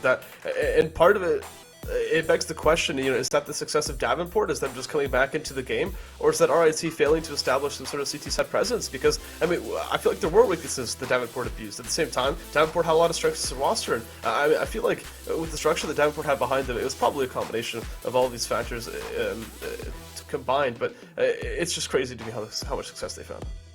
Yeah, that is crazy. I think that's a bud review for both teams. There were some great performances on that T side that yielded rounds, and there was a couple of holes in armor that were exploited by both teams to get so many on the trot. But regardless, it doesn't matter how you get it done. Slow pace, fast pace, and fast pace. Gear number 5 is all we saw, not the moment number 5. The 5th gear from Davenport to take the map number 1. Map number 2 is Nuke, coming your way very, very shortly. Having a short little break. Grab a refreshment, grab a drink, and we'll catch you for some more Naystar League in just a few minutes. Don't go anywhere.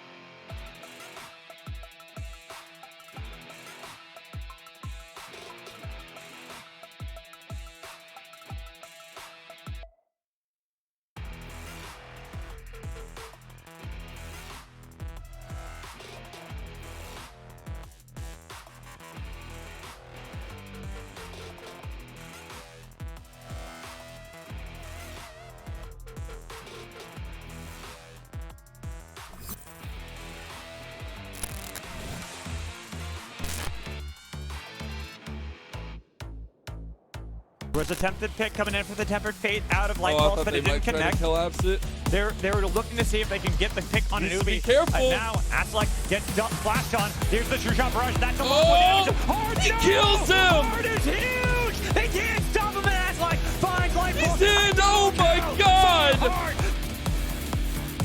Aggressive position up here, and I think of it is used a very awkward way. It might be able to reveal his position, but Scott Flyboy doesn't need to use it now, and somehow Scott Flyboy is able to take out 4 members. And They got him. Samira locked in. Jeff Oh, no! Damage, but is finally slain by the Ren. A double kill. Gone Fun trying to survive, but it should be too much to bear as they lose 4 members. Only the mid laner survives, or does he? Because Lobos wants it. He is on the That's prowl. it. He's hunting down, and it's an ace. That will be game, victory, and series won by Maryville. Ultimately a 1-on-2. Bullet out. Last one alive. That'll be a destroyed rendezvous. They're running out of bullets. They have to make a reloading effort if they want to repeat again, but the office here. Jump for a shot. Baited out. A beautiful one from Bolo. A 3K. God. Unleashed power, almost getting him. Oh. Hard gets 2. They actually turn it around because they got the Solar Kill on the other side that helped out. They Now killed each Gorica, other in bot You gotta lane. kill Gorica. Can you kill Gorica? I don't think so. Bam, He's too bam, low. bam, bam, He's bam. huge. He's throwing those axes to get a triple kill. I really don't know what all this utility is looking to accomplish, but I guess it's doing it.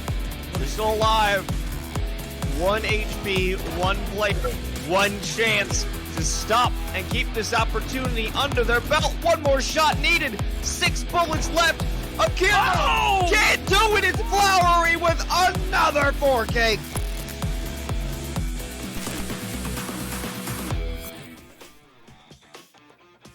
It was a bit of a scare for the Davenport side. For a little bit of time, we were concerned that would have been the first map loss for the Davenport side, but no, it is them to come back at the end of the day, and it's going to be the first map victory for Davenport. But we're heading into map number 2, Kappa. What do we have to look forward to?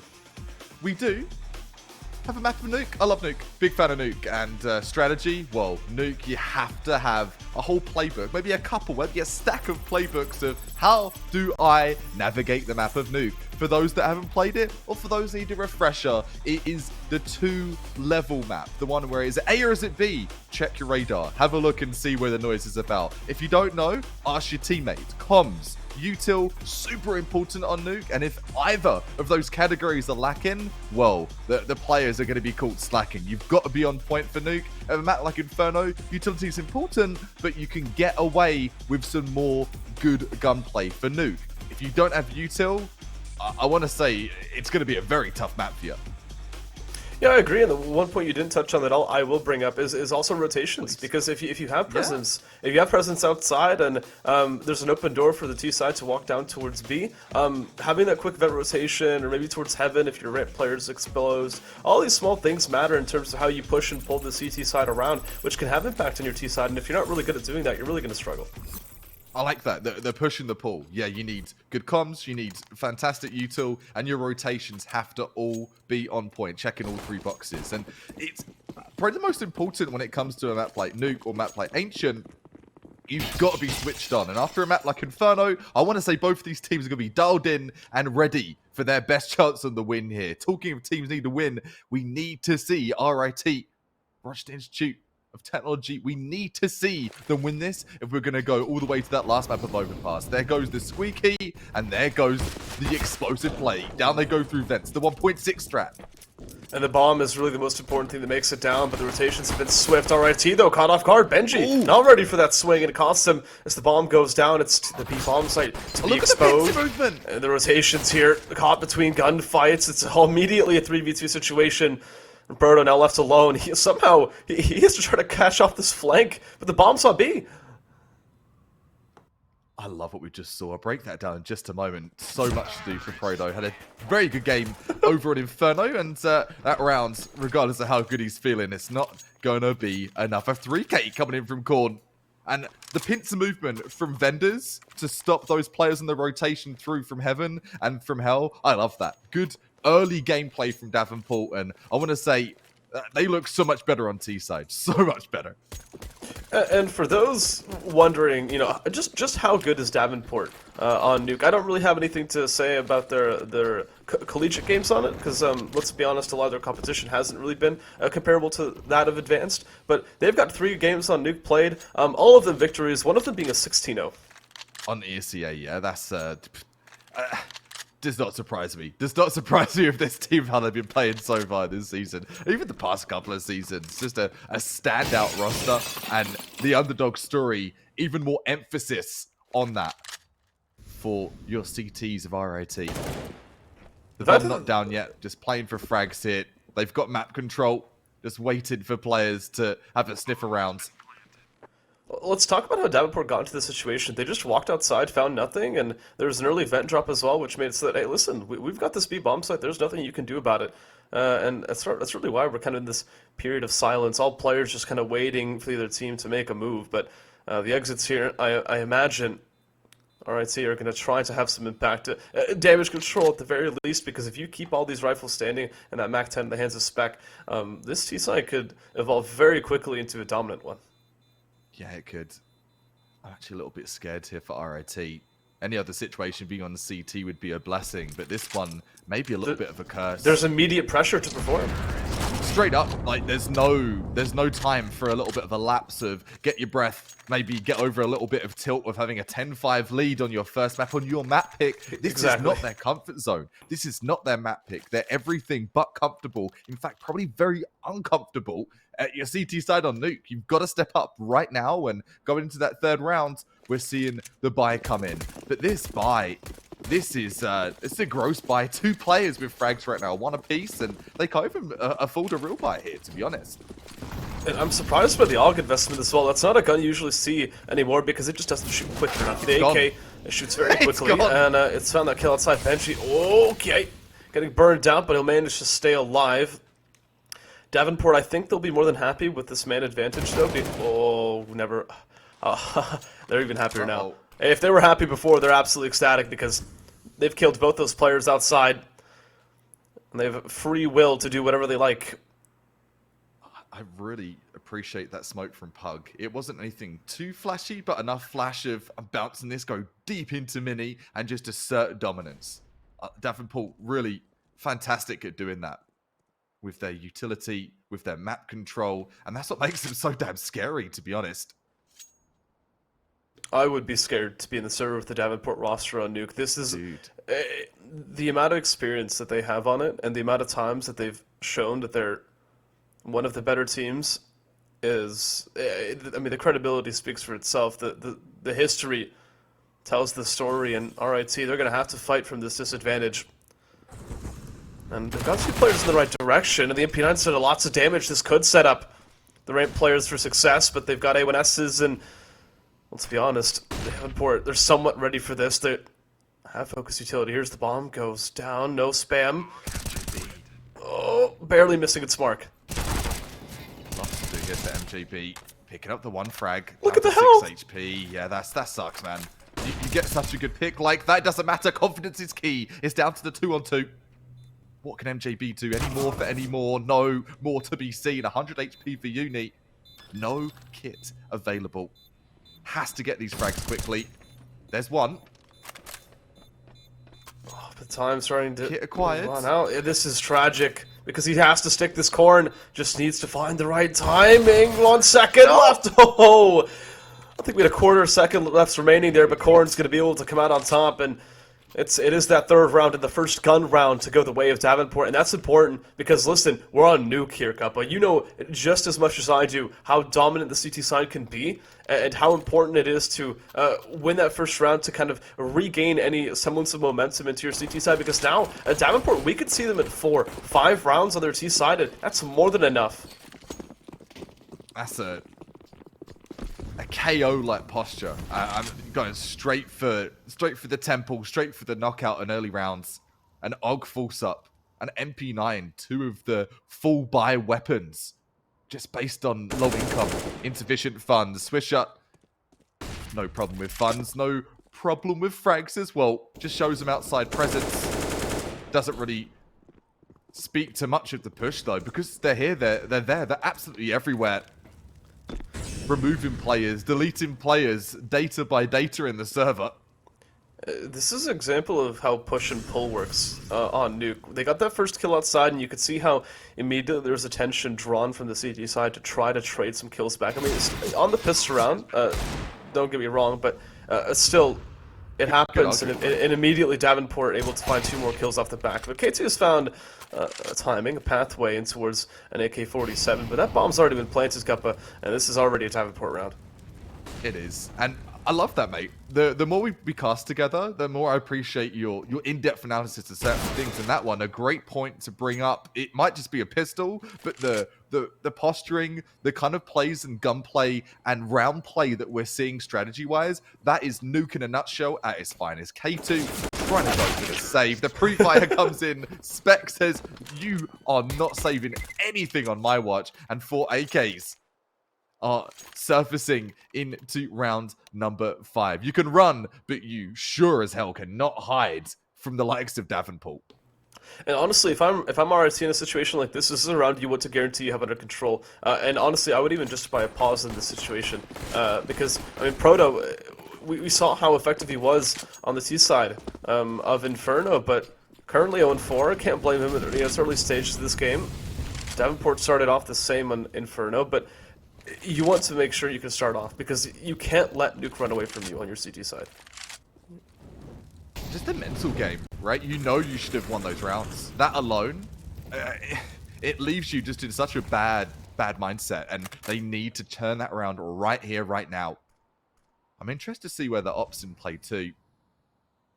Courtly towards the ramp. Spec's about to clash with it. There you go. But interesting note, Kappa. There was a little bit of an update last night, not sure if you heard of it. This gun has 1 bullet left in its magazine. I'm not sure if Proto is going to be aware of that. Still used to the previous changes, maybe. Yeah, I did see Kojo post this stream. It's nerfed. Is he nerfed, though? Proto trying to prove they're the better upper in this round right now. I love that segue, too. If you're missing the info, how good are you with the op? Love to hear it. Give us a tag and let us know. But Benji trying to get something done from on top of Hut. Uni's there to cover, supporting, cover fire. And finally, the chime in from the CTs could not come sooner. And weapons saved and savored as they go into the next round. The up-inclusive Proto needs to have a big presence and have a lot of confidence with that hit. Maybe for outside, looks like Proto might be posturing to go in that direction, but that also leaves the argument, is the op going to be unrecoverable if you put it out there? The trade, Benji trying to go outside as well. The dynamic duo in Benji and Proto, is that going to be the saving grace here? It might be, but Kojo's looking to go outside, I think. He might be ready to deal with Proto, but isolating angles, and it's going to be Proto come out on top. Kojo could say goodbye to that AWP. It has to be the rest of the Davenport roster to pull themselves back into this. It is the 3 players outside to try to work their way down towards Secret. And we saw success from the Davenport side in previous rounds as they pushed their way down towards B. But Benji, AK-47 sings to him the recovered AK. Listen, not the right side, but you take those. Big boss Benji stepping up to the challenge. Step right up. K2 following suit of the teammates' plays here as well. Expensive for Kojo. That's the first op we've seen this game so far from Kojo. And message deleted. Deleted right away before you had a chance to show more than 1 peek. Korn has time here.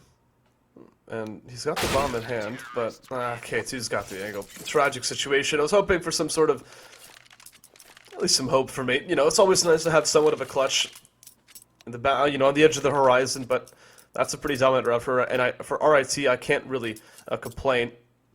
And Davenport, I think, was this a pause from them? Opportunity to discuss, because I think they recognize what's at stake here.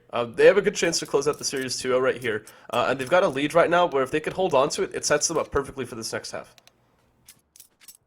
Sets them up for the rest of the entirety of the half. That's it. Get those conversations going early.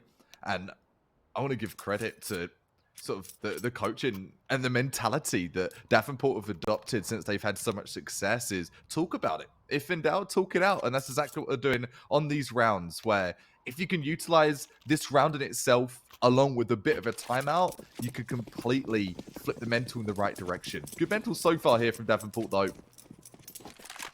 Strong presence. Proto doing a great job with the up 2.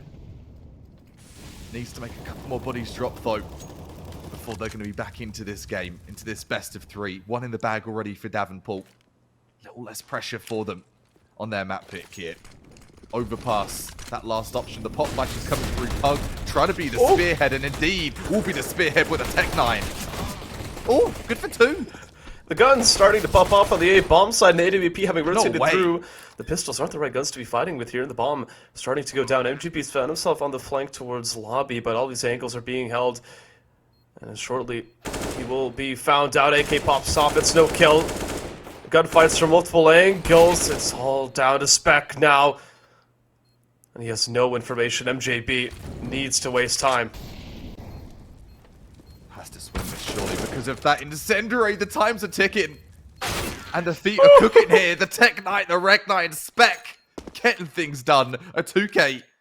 But I want to give all the credit where it should be. And that's going to be to the entry. I believe it was Pug. Just pop flashes the double pop flash out of Heart. And picks up 2 with a Tech 9 against a rifle full buy. It doesn't get better than that. And that is the power of a good tactical timeout. And I think there was a read on the Davenport side there. I mean, they were on an eco round.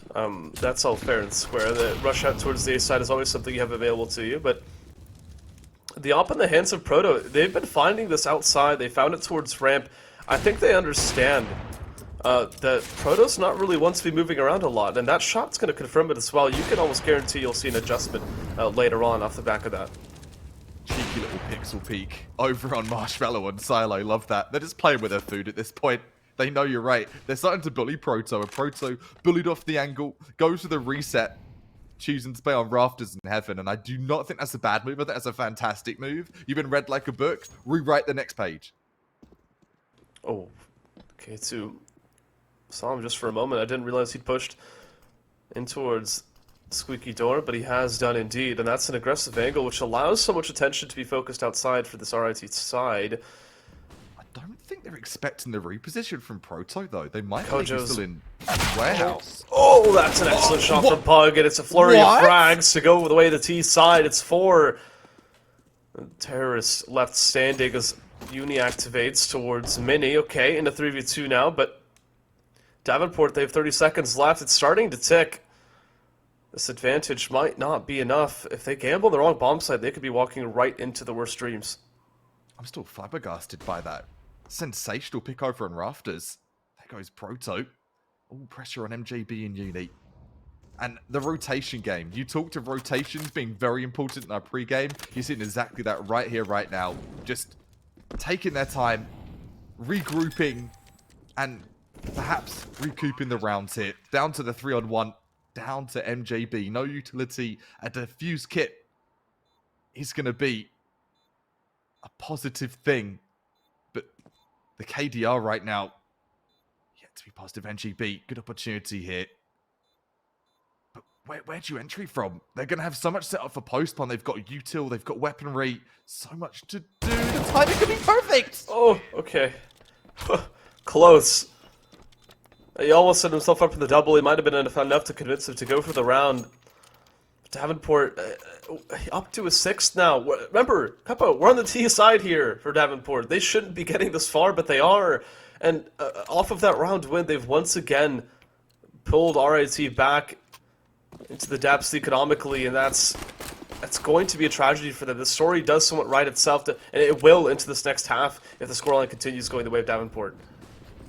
Give you the stats, because I'm all about the map stats, man. This is 55.2% CT sided, 44.8 for those that need some help with the math. I've got you. That's against the odds. Very much against the odds. And Uni, trying to do something about those against the odds and try and balance out the percentiles a little bit. Bomb's going to go down. Lot to do with 2 Digs and A1S. This flank's been loud. Pug's been able to take care of it, and taking care of it. It's really just Davenport's motto right now. They're not really having business. Yeah, not really having much issue finding openings towards the round. We've seen not only the slow, methodical rounds, but we've seen pace changers like this one where Davenport just take advantage of the chaos they get in your face and they make sure you've got nothing left standing. And it's a 7th. Davenport, this is, I'm not going to say perfection, but this is everything they could have wanted. It is, and I'm going to say it as it is. I'm trying to get better about this and speak my truth, if you will, the current phrase of 2022. A very frustrating team to play against. That's my first thought for playing against Davenport, because they're so composed in high-intensity, high-octane moments that you just never know what to expect. And I'm talking of an obvious play, of a complicated play. They've got it all in their repertoire, and that's exactly why they're undefeated so far for the Collegiate League, for ESCA as well, just dominating. K2 trying to speak back a bit, yell in the megaphone and say, "You're not passing just yet. Squeaky's closed for now."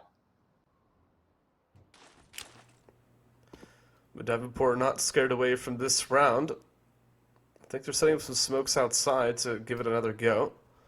Switcher will be left.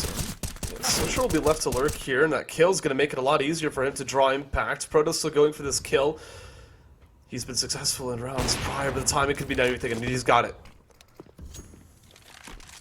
It's a Proto repositioning for that squeaky push, but little do they know, talking of those rotations, the frustration nation coming through, number disadvantage for Davenport. With nowhere to be seen, MJB could have a present here. Timing could be everything, and the timing, that's twice for MJB. Twice the CSGO timing not to work in his favor. And that's back to the 3-on-3. Proto taking so much damage. The wallbang to finish things off by single. How does Davenport keep doing this? This was a 4v... Criminal. What was the 4v... 4v3? 4v3 at one point, yeah. This is absolutely crazy, but... I would honestly argue with saving the situation as much as you don't really want to be saying it, but these are not angles that are easy to clear on the B-bomb site. You have to rely on, utility like that, forcing the gunfights, and okay, you've got one. But now to set up yourself for 2 more players, then utility's just not going to be ready to clear them out, especially when it's planted in such an open spot like that. Time. No smoke. Wait. Gonna have some frags, though. Are they sticking it, too? They got it. I think. Yeah, no time for that defuse, and down to 10 HP. K2 might even die to the bomb, but he's got himself 4 frags. The only upside to that round, however, for RIT. Yeah, K2. Really sick frags. Good 4K. 4K is not enough to save the day, though. Good spacing from Davenport. Just doing everything possible to just cripple that attack, and that's exactly what they're going to do. Buckled at the knees will be RIT. Not enough that they can't get a buy. They've on such a fat loss bonus at this point.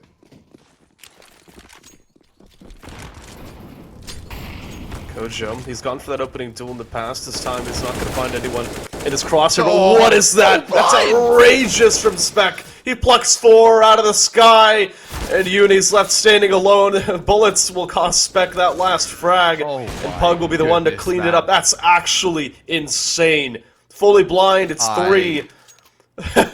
I'm expecting a pause. You need a break after that. They do. I would. I need to step away. I need to do a little lap. Walk it off. Let's be real, dude. There's no walking that one off. You're not going to forget that. That's one that after the game today for RIT, we're like, remember we got 1 versus 3, full blind by an AK from Spec. Yeah, like that's, ouch. Ouch, ouch, ouch. That's crazy, because, there's a semblance of luck to that. And this, okay, Proto. Listen, the success that they've had, this roster, it's been off of Proto's AWP to find openings. So these two, they're going to help out in the later stages. You can feel Proto a little bit choked, a little bit upset after getting blind 1 versus 3s. And you're right, luck or not, the positioning obviously couldn't have been better to land 3 headshots full blind. I'm closing my eyes, I'm still seeing that 3K. Kojo's seeing Benji, and Benji's gone. I hate to break it to you, Kappa, but he's no longer with us, and gone out. Proto towards the control room. He's been smoked off as well. This might actually draw some attention back from the CT side as the bombs start to shift its way down, and another smoke to deny sight lines as the bomb is planted. A swing towards door is not going to find the kill onto the plant. This is a post-plant situation for Davenport, but they're down a man, and honestly, they got no control to work with. They need an aggressive frag here to keep themselves in possession here. There's the molly. I was expecting some nade usage just to kind of help that pressure situation in 4 versus 3. And you've seen early pick on the retake here. There's the early pick, the MP9. Good leave players feeling sublime, and they're all gone actually. Perfect timing. Timing is key, and finally, the timing going the way of the CTs for RAT. That was a clinical retake. They had players towards the single door, the double doors. They had a player control and a player holding the ramp flank as well. At that point, I mean, there's only so many places you can be on the T side. You know, the back of the bomb site towards dark, and it makes it a clinical retake, but a must-win round and an expected one when you're down this much. 3-9, Kappa. The fact that there's still a couple more rounds left in this half is crazy to me. It feels like Davenport they've already pushed this so far. Yeah, no, very well said, mate. Davenport show through and through. Still some life. 50-50's gone. Ask the audience is gone. Just to phone a friend, and they called a friend. They called a couple to it and said, "Listen, we need to pull through a couple more rounds if this is going to be doable." This is CT-sided. 55% plus. And we've seen anything but that in this half. Dominance from Davenport. That's a good flashbang. I'll switch her to crossover towards Secret, but he's been loud about it. The spam will indicate that. But that'll keep something in the back of the mind of RIT. They know there's a player down towards B, and that means there's the rotation down. It's going to be K2, and that means Davenport, I mean, it is back to that push and pull. It gives them an opportunity to go elsewhere. It's the Swisher effect. He's done this all game. He's been such a nuisance over at Secret that he always leaves that sort of sussy thought or a suspicion at the back of your mind. Are they going Secret? Are they in B already? Benji trying to hold through that mini spray, or the hut spray through to mini, I should say. Proto. Swisher coming back up from Secret. It's not a secret anymore. The secret's out. I don't know. I thought Davenport were going for Rampant. It seems like they're reconsidering. This timing outside is perfect. Benji's capitalized on it. It's another frag for the CT side, but the execute to come to fruition. Yudi's got the right angle, as well as the kill onto the entry. Davenport, they're locked out of this round, and it's all down to Kojo. Galil in hand, has to concede it. A little bit of an overthought round, maybe, from Davenport. Maybe, yeah. They seemed, as you mentioned, they postured for ramp, they postured for the secret play, change of plan, and the next plan, the plan B, did not work successfully. 9-4, a bit of a recovery arc. Look at it as a graph, starting to go up on the bell curve right now here for the CTs of RIT. Facts are, though, they are feeling the heat. They're starting to be feeling that sweat drip down from their brow. They're yet to go to the T side, and it's already been a little bit of a struggle. The good news for them, though, this buy, a little bit light for the likes of Davenport. 2 players not on the full buy. Tech 9 doesn't matter, though, because they just do devastating things anyway. K2 to reply with 2, brings it back to a little bit more even 3 versus 2, but the bomb's down, and they've got to go for the retake. You mentioned the light buy, but the last time Davenport had a light buy, they ran up towards the A side, and we saw a similar situation. This time around, though, RIT, they've got a closer one at hand, a 2v2. But Davenport are well equipped to deal with a situation like this, and 1v1's to be taken. Oh, that's not good to hear. That sucks. That is not what they needed at all. Plotted for Mini. Plotted for Huts. The spray transfer attempt from MJB. Noble effort, but no noble clutch will happen. Final round of the half here. Buys scraped together from both teams. There would be nothing more clinical, Davenport, than in a round like this where RIT is probably telling themselves, listen, let's just get this last round, we'll do everything we can for the next half, right? If Davenport just rushed A or something, it just disrespected the other team entirely. Squeaky event. A quick old squeaky event like the pistol round, yeah. You know what? I don't think that'd be a bad strat at all.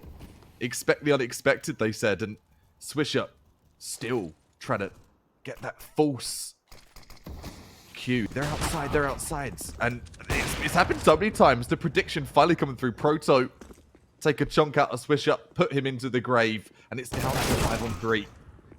Benji gets another frag too. A lot of damage inflicted, but this is looking really good here for 5 on the board for the CTs. Yeah, and a lot of spam being delivered to Kojo. The bomb plant might be the only upside to this situation, but last round of the half, the money isn't what they're concerned about. They just want the round win, and Uni brings it into a 1v5 situation. Korn, I mean, not expected to deliver here, and K2 will make sure he doesn't. It's the 10-5 half for Davenport University to take the lead into the next, and it doesn't tell a good story. It doesn't, but a good comeback attempt, making a half and actually making this doable when it comes to their T side. But it seems like an overdone phrase when it comes to CSGO as we go into the second half of the second map of this potential best of 3 in the playoffs here. In the top 8 is, you got to win pistol. If you want to build that economy and you want to build the full comeback to bring it to that 10-10 situation that we saw Davenport climb their way back into over on Inferno, it starts with the pistol for your mental and for that economy. And with a tactical timeout here, I assume, is to discuss that from the likes of RIT. What does that look like? I mean, it looks dangerous, and let's be honest, Kappa. There's a lot of things in life that are dangerous, and taking care of your mental health can be dangerous. And BetterHelp is here to help you do that. Take a look at your QR code on screen. Make sure you scan it. Let BetterHelp help you take care of your mental health. Very much so, man. Very important. Went to the doctor and discussed some deets about mine recently. Long overdue for me to do that. I'm being honest about it. Everyone has their struggles, and make sure you're looking after maybe your back struggle as well. Speak to the likes of Mavix, sort out the back, keep the posture good. I'm terrible, man. I'm one of those older gamers with the crooked back. Only just started looking into gaming chairs, man. Look after your back. You only get one. You only get one back. You could look for Mavix for that, you know? I could. And you know what? I think I may. While eating my Dunkin' Donuts and rocking my Corsair headset as well. Put them all in there. Go on. Yeah, exactly. But listen, let's set ourselves back into the scene here. Davenport now on the CT side. RIT, they're playing this a little bit slow, but look at all the utility they've got on their side. I imagine they're going to try to position this to work out towards the safe site. Looking like it. Is that going to be suspect feeling coming in from Davenport as well? Clear your corners. That corner's not going to be cleared, and it's definitely going to be feared from now on. Down to the 3-on-1. Bit of a disjointed push, and I get the idea. I get the execution thought to go through Hut and your Squeaky, but you've got to check that corner. Punished immediately, and an OG and an M4 A1S in your second round. This is what we're in fear of. If the coin was to be flipped the other way, Davenport, surely they could be able to take control now. 2 A1Ss. The AUG, I'm not sure what the justification is behind this AUG buy. We saw one for, I think it was Benji or Proto in the last half as well. They immediately, yeah, they didn't rebuy it for the rest of the half. The moment they lost it, but it's always interesting to see because it just doesn't shoot the way it used to. But hunting, I think it's for range. I think it's for a range pickup, but it doesn't matter. Close combat, MP9 Actually, gets it done. That E1S gets it done, and I don't think we saw an OG frag there either. So I agree with you on that notion. You do make a good point though, actually, because with the recent A1S changes, the gun isn't as effective at range. Having the AUG could give you that extra damage that you need at range. It might not be the fastest firing or killing weapon, but keeping that 3-shot kill weapon in your hand is very useful. And in those early rounds too, when potentially it's going to be sort of the like Kev, you're not seeing the head armor in that as well. Bit more of an opportunity to just melt some prey, and Swish Up doing exactly that. Takes out MJB. You do not get a say in this round, I'm afraid. Courtesy of Swish Up going for the 3-pointer. Oh, there's another one. I thought that was through a smoke, but no, it wasn't. It was just a headshot onto Proto. And the AUG almost following up with a second. Benji's starting to wake up. And somehow K2's found another kill on the bomb set as well. The bomb hasn't been recovered, though, and so Kojima still has a part in this story. Oh, the big flank, man. Does he hear this from outside? I think he got distracted by potentially the sound of Benji just roaming around out by by Yellow, out by Marshmallow, and no marshmallows to be roasted just yet. No celebration parade for the moment for Davenport. Then Op was in that round. Proto now has the Op.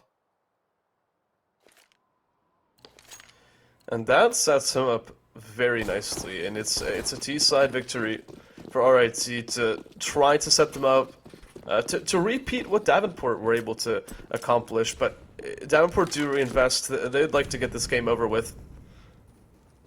And Proto, he's going for this ramp pick, but I just don't think Pug's ready to give this to him. They know what's in his hands.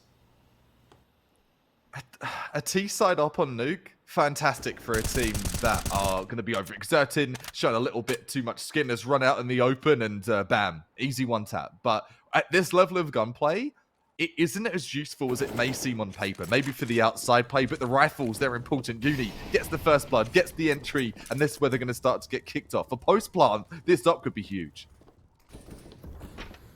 Honestly, I think if you're Davenport, you're already in a do-or-die situation with Spec going down. Okay, Corn's got trades, but Benji continues to deliver for some impact. A 2v2. Okay, Davenport can convince himself to go for this Koja. Dangerous as MJB chases with a MAC-10, and Switcher's just got the scout left in hand. 50 seconds left, but Molotov'd off. These angles have been isolated. MJB sweeps him aside. It is that second round in a row for RIT, but it was close. It was expensive, bro. That's very, very pricey. And it came down to a 2-on-2 as well, right? Like, that was super, super close. Good plays from Kojobo, able to balance things out, but on the fall off, gets taken out by the flanker. And a save here.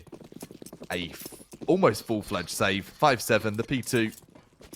See what they can yield, but a bit more of a disciplined play here from the likes of Davenport. They forced themselves into every round, I think the entirety of the game, because they've been in that kind of position too, but right now, not taking any of those risks. And neither are RIT, to be honest. Look at the patience they're having. They're keeping the rifles at range out towards long and expecting some sort of pressure towards lobby. They will find it. Uni well positioned to find two, and K2 ready to follow up as well. But USB is starting to have impact. 2 kills. Not too shabby. Nope, Spec coming in. The Pew Pew with the silenced pistol, and able to have a little bit of impact again on the Econ. So much so, 2 players, regardless of winning these rounds, 2 players on $450 over on that T side for RIT. So winning rounds, yes, but building bank, no, they're not being given an opportunity here. No Op, 2 Ogs. You want to see the Og battles? They're here. Times 2 this time. They saw what Swisher can do, and Kojobo trying to replicate that as well. Swisher taken out of the affair by Proto, though. And that spells doom for the CT side because the smokes have allowed RIT to get down towards Secret. A smoke to try to deny presence, and it might just do so. Good reposition there from Spec. Played up close. Trying to take a step back. What? And yeah, that's rude. That's really rude. There goes K2. I'm Molly to respond, but that's just the disrespect. You have to do something. What? Oh, bro, no! I have no words. That's an absolutely insane shot to pull off, and it leaves Davenport speechless just as me, because honestly, getting back into this round would be dangerous. They have control of lobby, and it seems like RT might be trying to make inroads towards the ace site, so something to work with, but his angles are hard to clear, and the bomb just went down. Proto does respond. Number advantage still available. Benji trying to control huts. Oh, the bomb pickups can be seen by Korn. Okay, the door's closed, but Specs managed to work his way up vent. They have no clue. They've got a pincer here. They've got a pincer on site. A player is going to be heaven. A player is going to be rafters too. Sends a Spec to heaven. A speck of dust on the battlefield now. All down to Korn. Good for 1. The pot flash through 2. Dodging bullets. Crazy round. Proto, he's back in the server, man. He's got another 4 with the AWP, starting to pull himself back, but Davenport, You know, Continue. Yeah, what are you saying? No, I think we're both speechless after that round. That's what happens when you buy so early. That's when you're getting up into the game and it falls into the wrong hands or the right hands for a play like Proto. I think this is just reckless play by the CTs, and therefore, why we're here right now. I'm just more concerned for Davenport, to be honest, that they're in this kind of same economic... Oh, that's a good shot from Switcher. Somehow he follows up with a second. But Davenport seemed to be in the same economic tumble that RIT were... What is happening? Okay. Refocusing it towards this round because Specs also found another frag. The flank has been punished, but 2v2, RIT lacking information. This could go either way.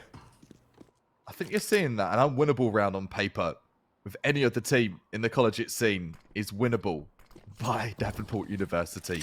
You give them a MAC-10, you give them a pistol, a deagle, a 5-7, a P250, it does not matter. But the map rotation does matter. Benji, able to get site control, weapon advantage, utility advantage, nades at the disposal too.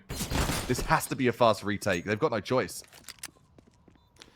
Yeah, and I think that both of them have been spotted. Oh, it's actually timing. Caught between utility. Benji going down. The bomb not planted. For K2, it's not going to matter because Kojo will be caught between rotations. But it doesn't matter, man. It absolutely doesn't matter because that's a great amount of damage being done for the Davenport side, despite the fact that, scoreline is 12-2. Or sorry, 12-10. It does temper the G-side economy just a little bit. And Davenport heading into this next gun round, this is a good opportunity to start to,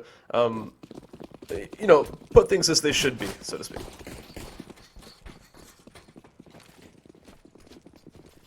Such a nerve-wracking round, nerve-wracking map. You can start to see more discipline from both teams. They know what's at stake here.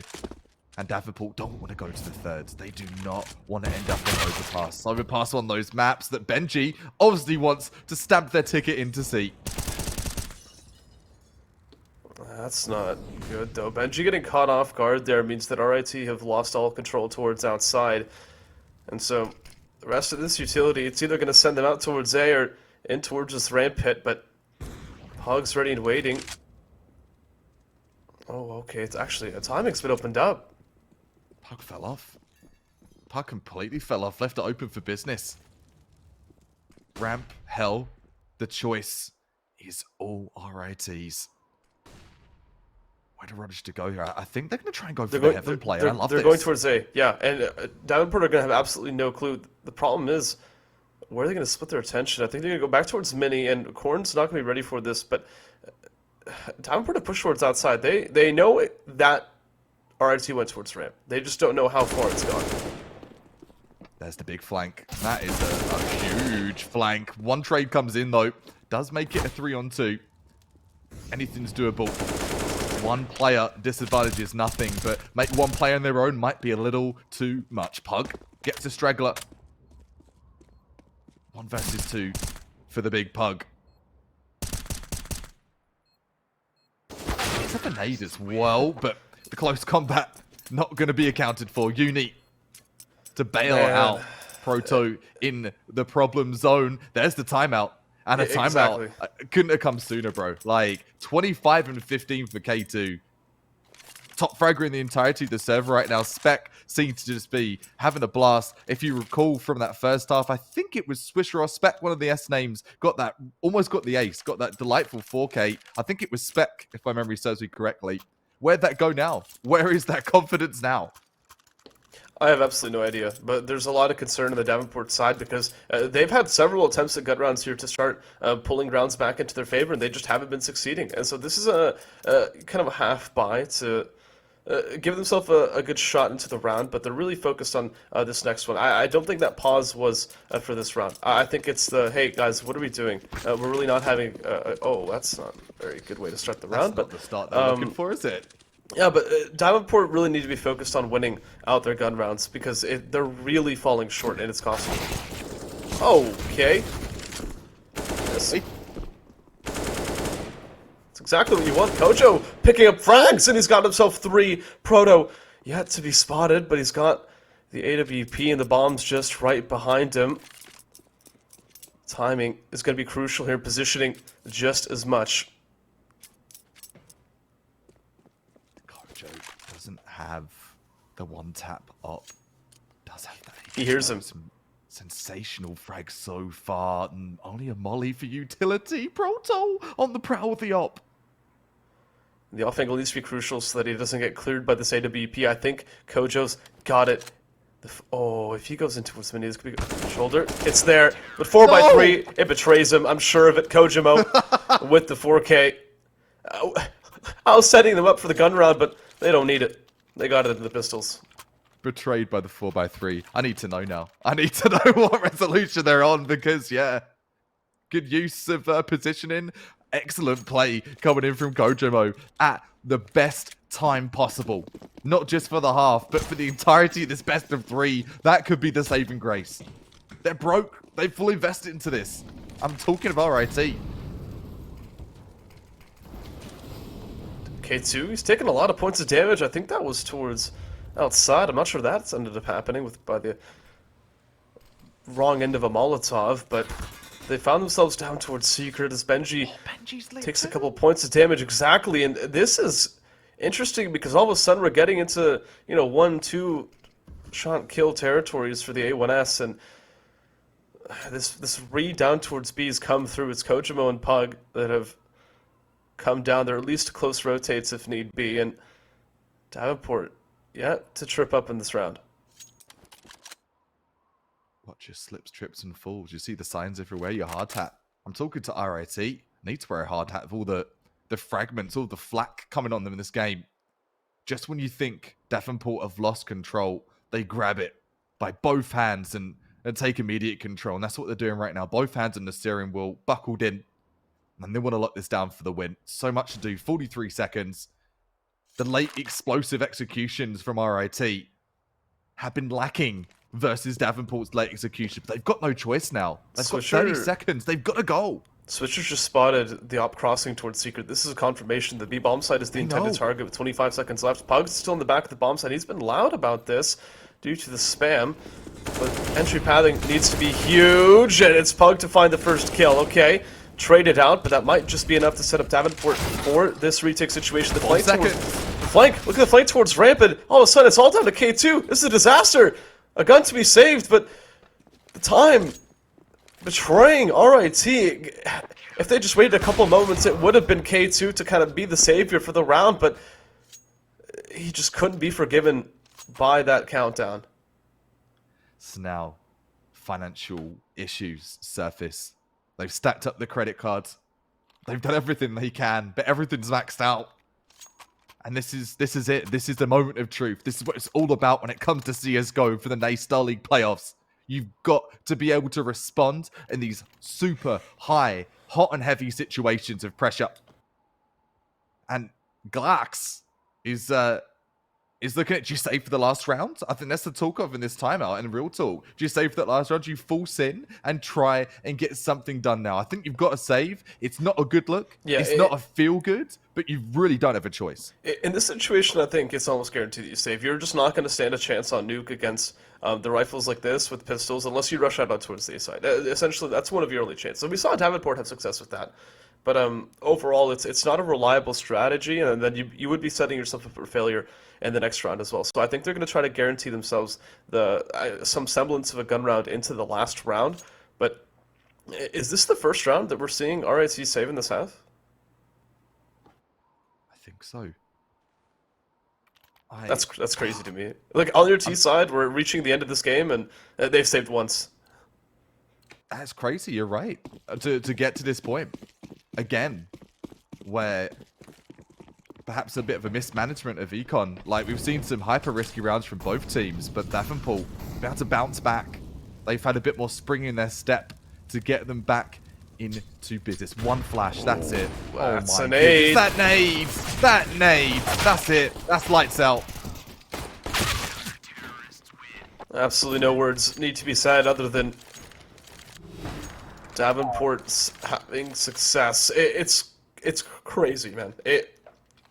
Both maps seem to be going so fine. And then we saw kind of semblance of a comeback. And in the last map, we did see it come through. Davenport did just push their way to victory. But RIT, they're starting to fall short here. And they're so close to the summit. Unfortunately, there's just 4 rounds left. And they don't really have the weaponry to fight with. No, mate, they don't. You got your AKs, sure, that's good. One of them's a Mac 10, and the utility's pretty low, man. Like, there's not kill streaks in this game. The Call of Duty does, but that felt like a mortar strike. The nade just came down so hard and heavy on HUD. HUD's damage as well done so early in this round. Facts are, Davenport have just got to sit pretty and sit back. They really don't have much more to do now. They can see the light at the end of the tunnel. The Switchers spotted Benji's head. It's gone. That's the AUG having a little bit of impact, and Kojo's still ready to take some fights if he needs to. But with players down towards the B bomb site, that's motivation for RIT to send the bomb down there as well. But how do you do it? You've lost track of where these Davenport players are, and taking the risk of crossing this bomb back over could be a mistake. Spec's taking a risk of his own, though, and it is that B bomb site to be cleaned up. Kojo's dealt with the bomb outside as well. It's just a countdown. 2 remaining players, 2 remaining kills for Davenport to push themselves to the semis.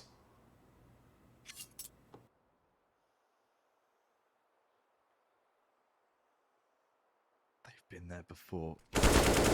Many levels of gunplay, many levels of player they've taken out along their journey. The infamous Davenport, just moments away from sealing the deal. Utility reigns in 15 seconds. MJB waited for a gift of a frag from heaven. No gift to be given.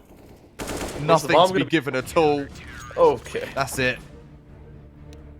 16 to 11, man. It's crazy considering how much of this game was off the back of that first half from Davenport. I feel like if RIT would have had a better CT side, we could have seen this map 2 actually go their way.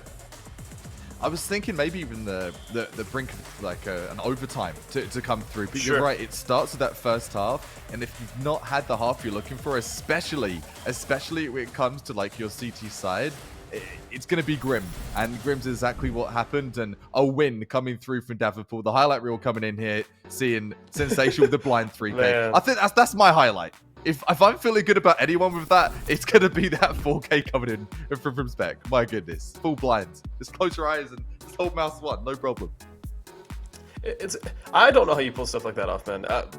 I have a couple of moments in my career as a player where it's like, I just took a chance and it worked out.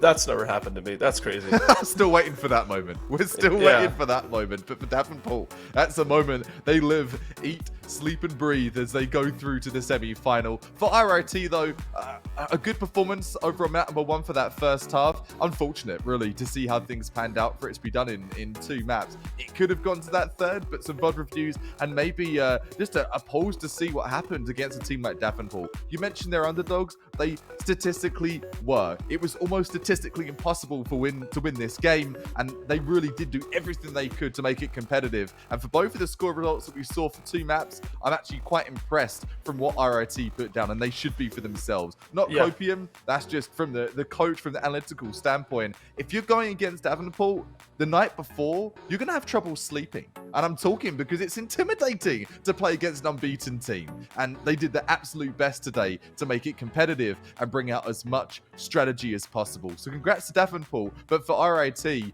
commemorations, I think you did very well in today's quarters. I 100% agree, because it has to be mentioned that on, at least in the collegiate side of things, RIT is probably, and the broadcasts that I've been on or have watched, that's probably the closest that any team has come to taking a map off of Davenport. And okay, it was on their map pick, but they just really needed to push it over the line. At Davenport, they were given a little bit of room to come back with, but yeah, we're talking small things here, small changes, which would have pushed us into a map 3 in this situation.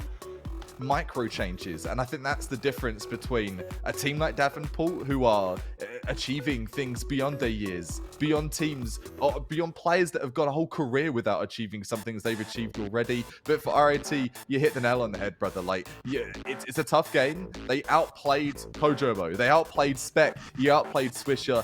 That is the thing to remember when it comes to that sort of post-match analysis. We did well here, but what other micro changes can we make to be on that Davenport Davenport level, and that's exactly what they're going to get to do in the post-match. And as they look at those VODs there, we usually have the interview. Do you know if we've got a taste of interview coming up with a Davenport player here, Mr. Birdie?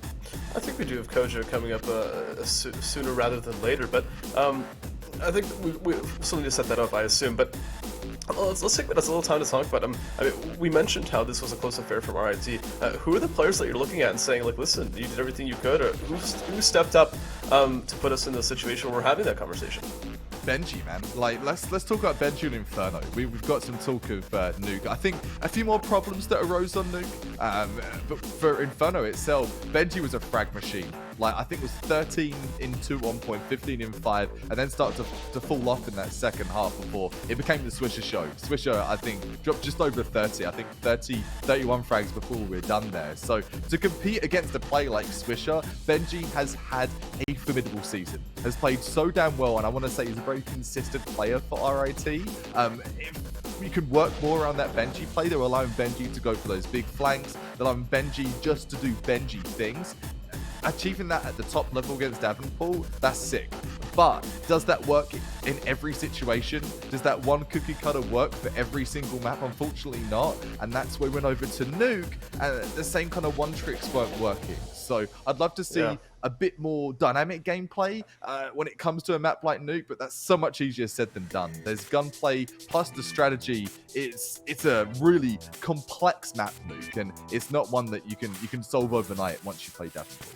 I mean, you talked about Benji there, and I completely agree with the impact that he had over the course of the series, but Proto as well had absolute flashes of brilliance where he was able to just pull rounds out of nowhere, pulling out hat tricks left and right just to keep his team going, and definitely, like, it seemed like a two-man affair for most of the time. We did actually see, was it, I just want to make sure, I'll take a moment, it was K2 actually. It was K2. K2 and Nuke, I believe, also had a lot of impact. It was a little bit missing from Inferno, but also had a kind of similar situation to Proto, was just able to kind of pull through with some really good situations to keep Davenport on bay.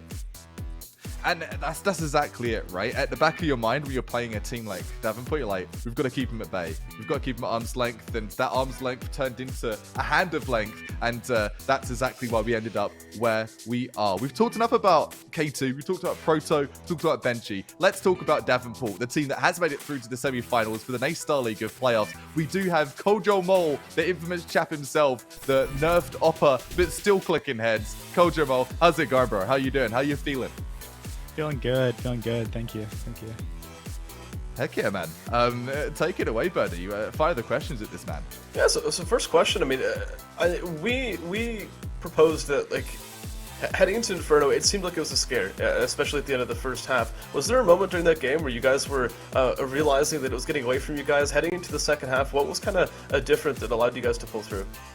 No, I mean, we could just tell by the way the rounds are playing and the game is going that a lot of the stuff that was happening, they weren't going to be able to replicate on the CT side.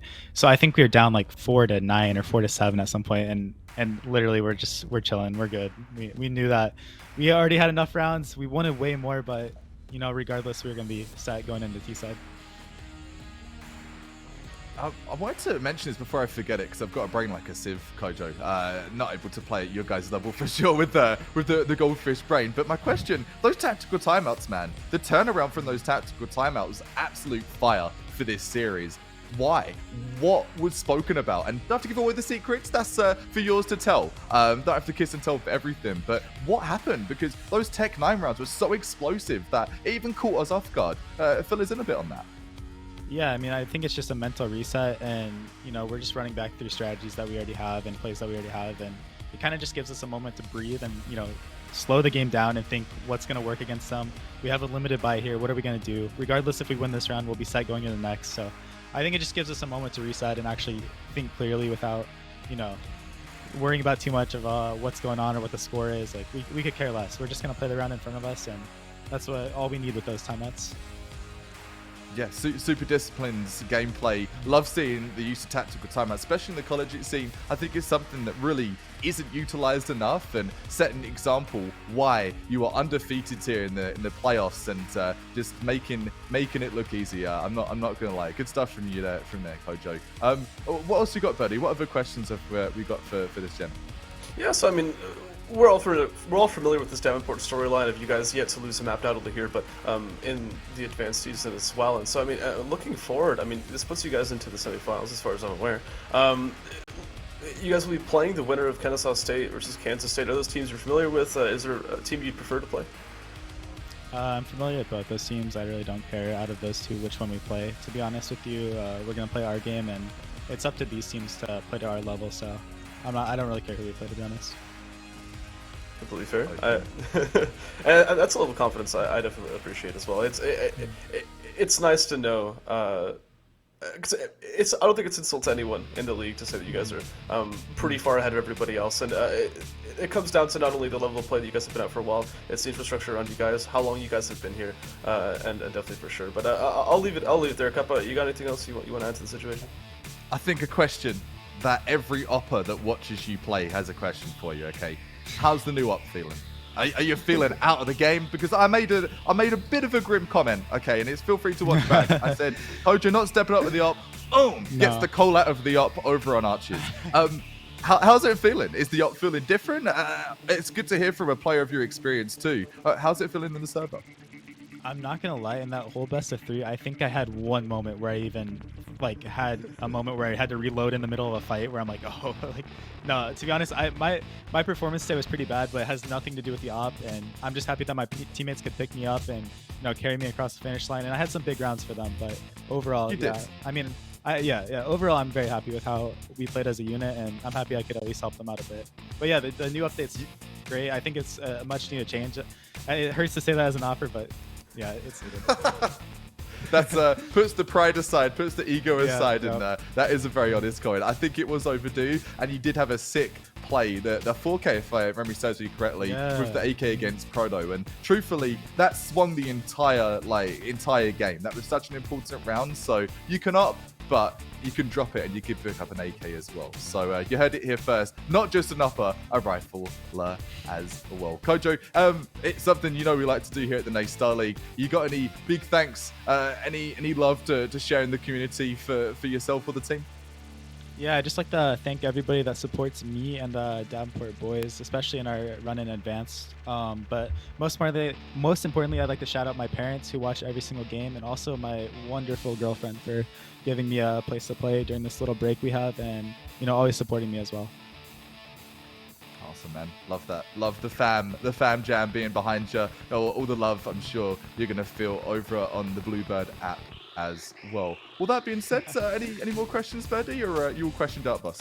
We're ready to get this going. Kojo, thank you so much for joining us. Congratulations on the win. We'll see you in the semis. All right, thank you guys for casting. I'll see you there. Of course, man. Peace. All right. Well, that's that. And if you're in the server and you're opping, like, man, this op nerf sucks. Don't want to hear it. Don't want to hear it. If you're watching this broadcast, you actually literally have no excuses. I've taken that excuse away from you. So there you go. And that's for me as well. No op excuses. That has been a really sick game of playoffs. And it's sad that we don't have any more games today, unfortunately. But we will be back again tomorrow. Same time, same place, for some more in-your-face CSGO. But for the broadcast, have a look and seeing sort of what's up and coming. You got some Rocket League on your Tuesdays, your Wednesdays with the COD as well, and Smash. Had a bit of Smash earlier on. Smash coming back your way on Thursday. When you're not playing CSGO, Birdie, I know you play a bit of COD. Are you a Rocket League guy? Do you play Rocket League at all? Not necessarily. I can appreciate it though. Important note as well that if you appreciated the Smash alert today, there will also be Smash tomorrow before the CSGO as well. Good lad. This guy, he's all over the place. All the details. So Smash to start off your Sunday, and some CSGO to finish things out. Davenport finished things out today for this best of 3, getting it done in 2. No overpass for you, but we saw a stomping nuke. We saw a crazy Inferno as well, and a little bit of a near miss for the likes of Davenport, the way Inferno was going for that first half. Congratulations when it looks the way of RIT, but I wasn't saying it lightly. There's a lot to watch in that VOD, a lot to learn. If you play against a team that you know are a higher caliber than you have nothing but rewards that you can reap from the likes of that post-match VOD review as well. Remember that for those at home. That's been it. Me from Cup of Frag. Birdie, you're a legend, dude. It has been sick casting with you, and I'm always very a good much time. looking forward to seeing you tomorrow. It's always a good time, man. It's getting better and better every time, and hopefully those at home enjoyed the ride as well. More CSGO action to come your way tomorrow for the NA Star League playoffs. Have a great rest of your evening from us. Peace. Catch you later.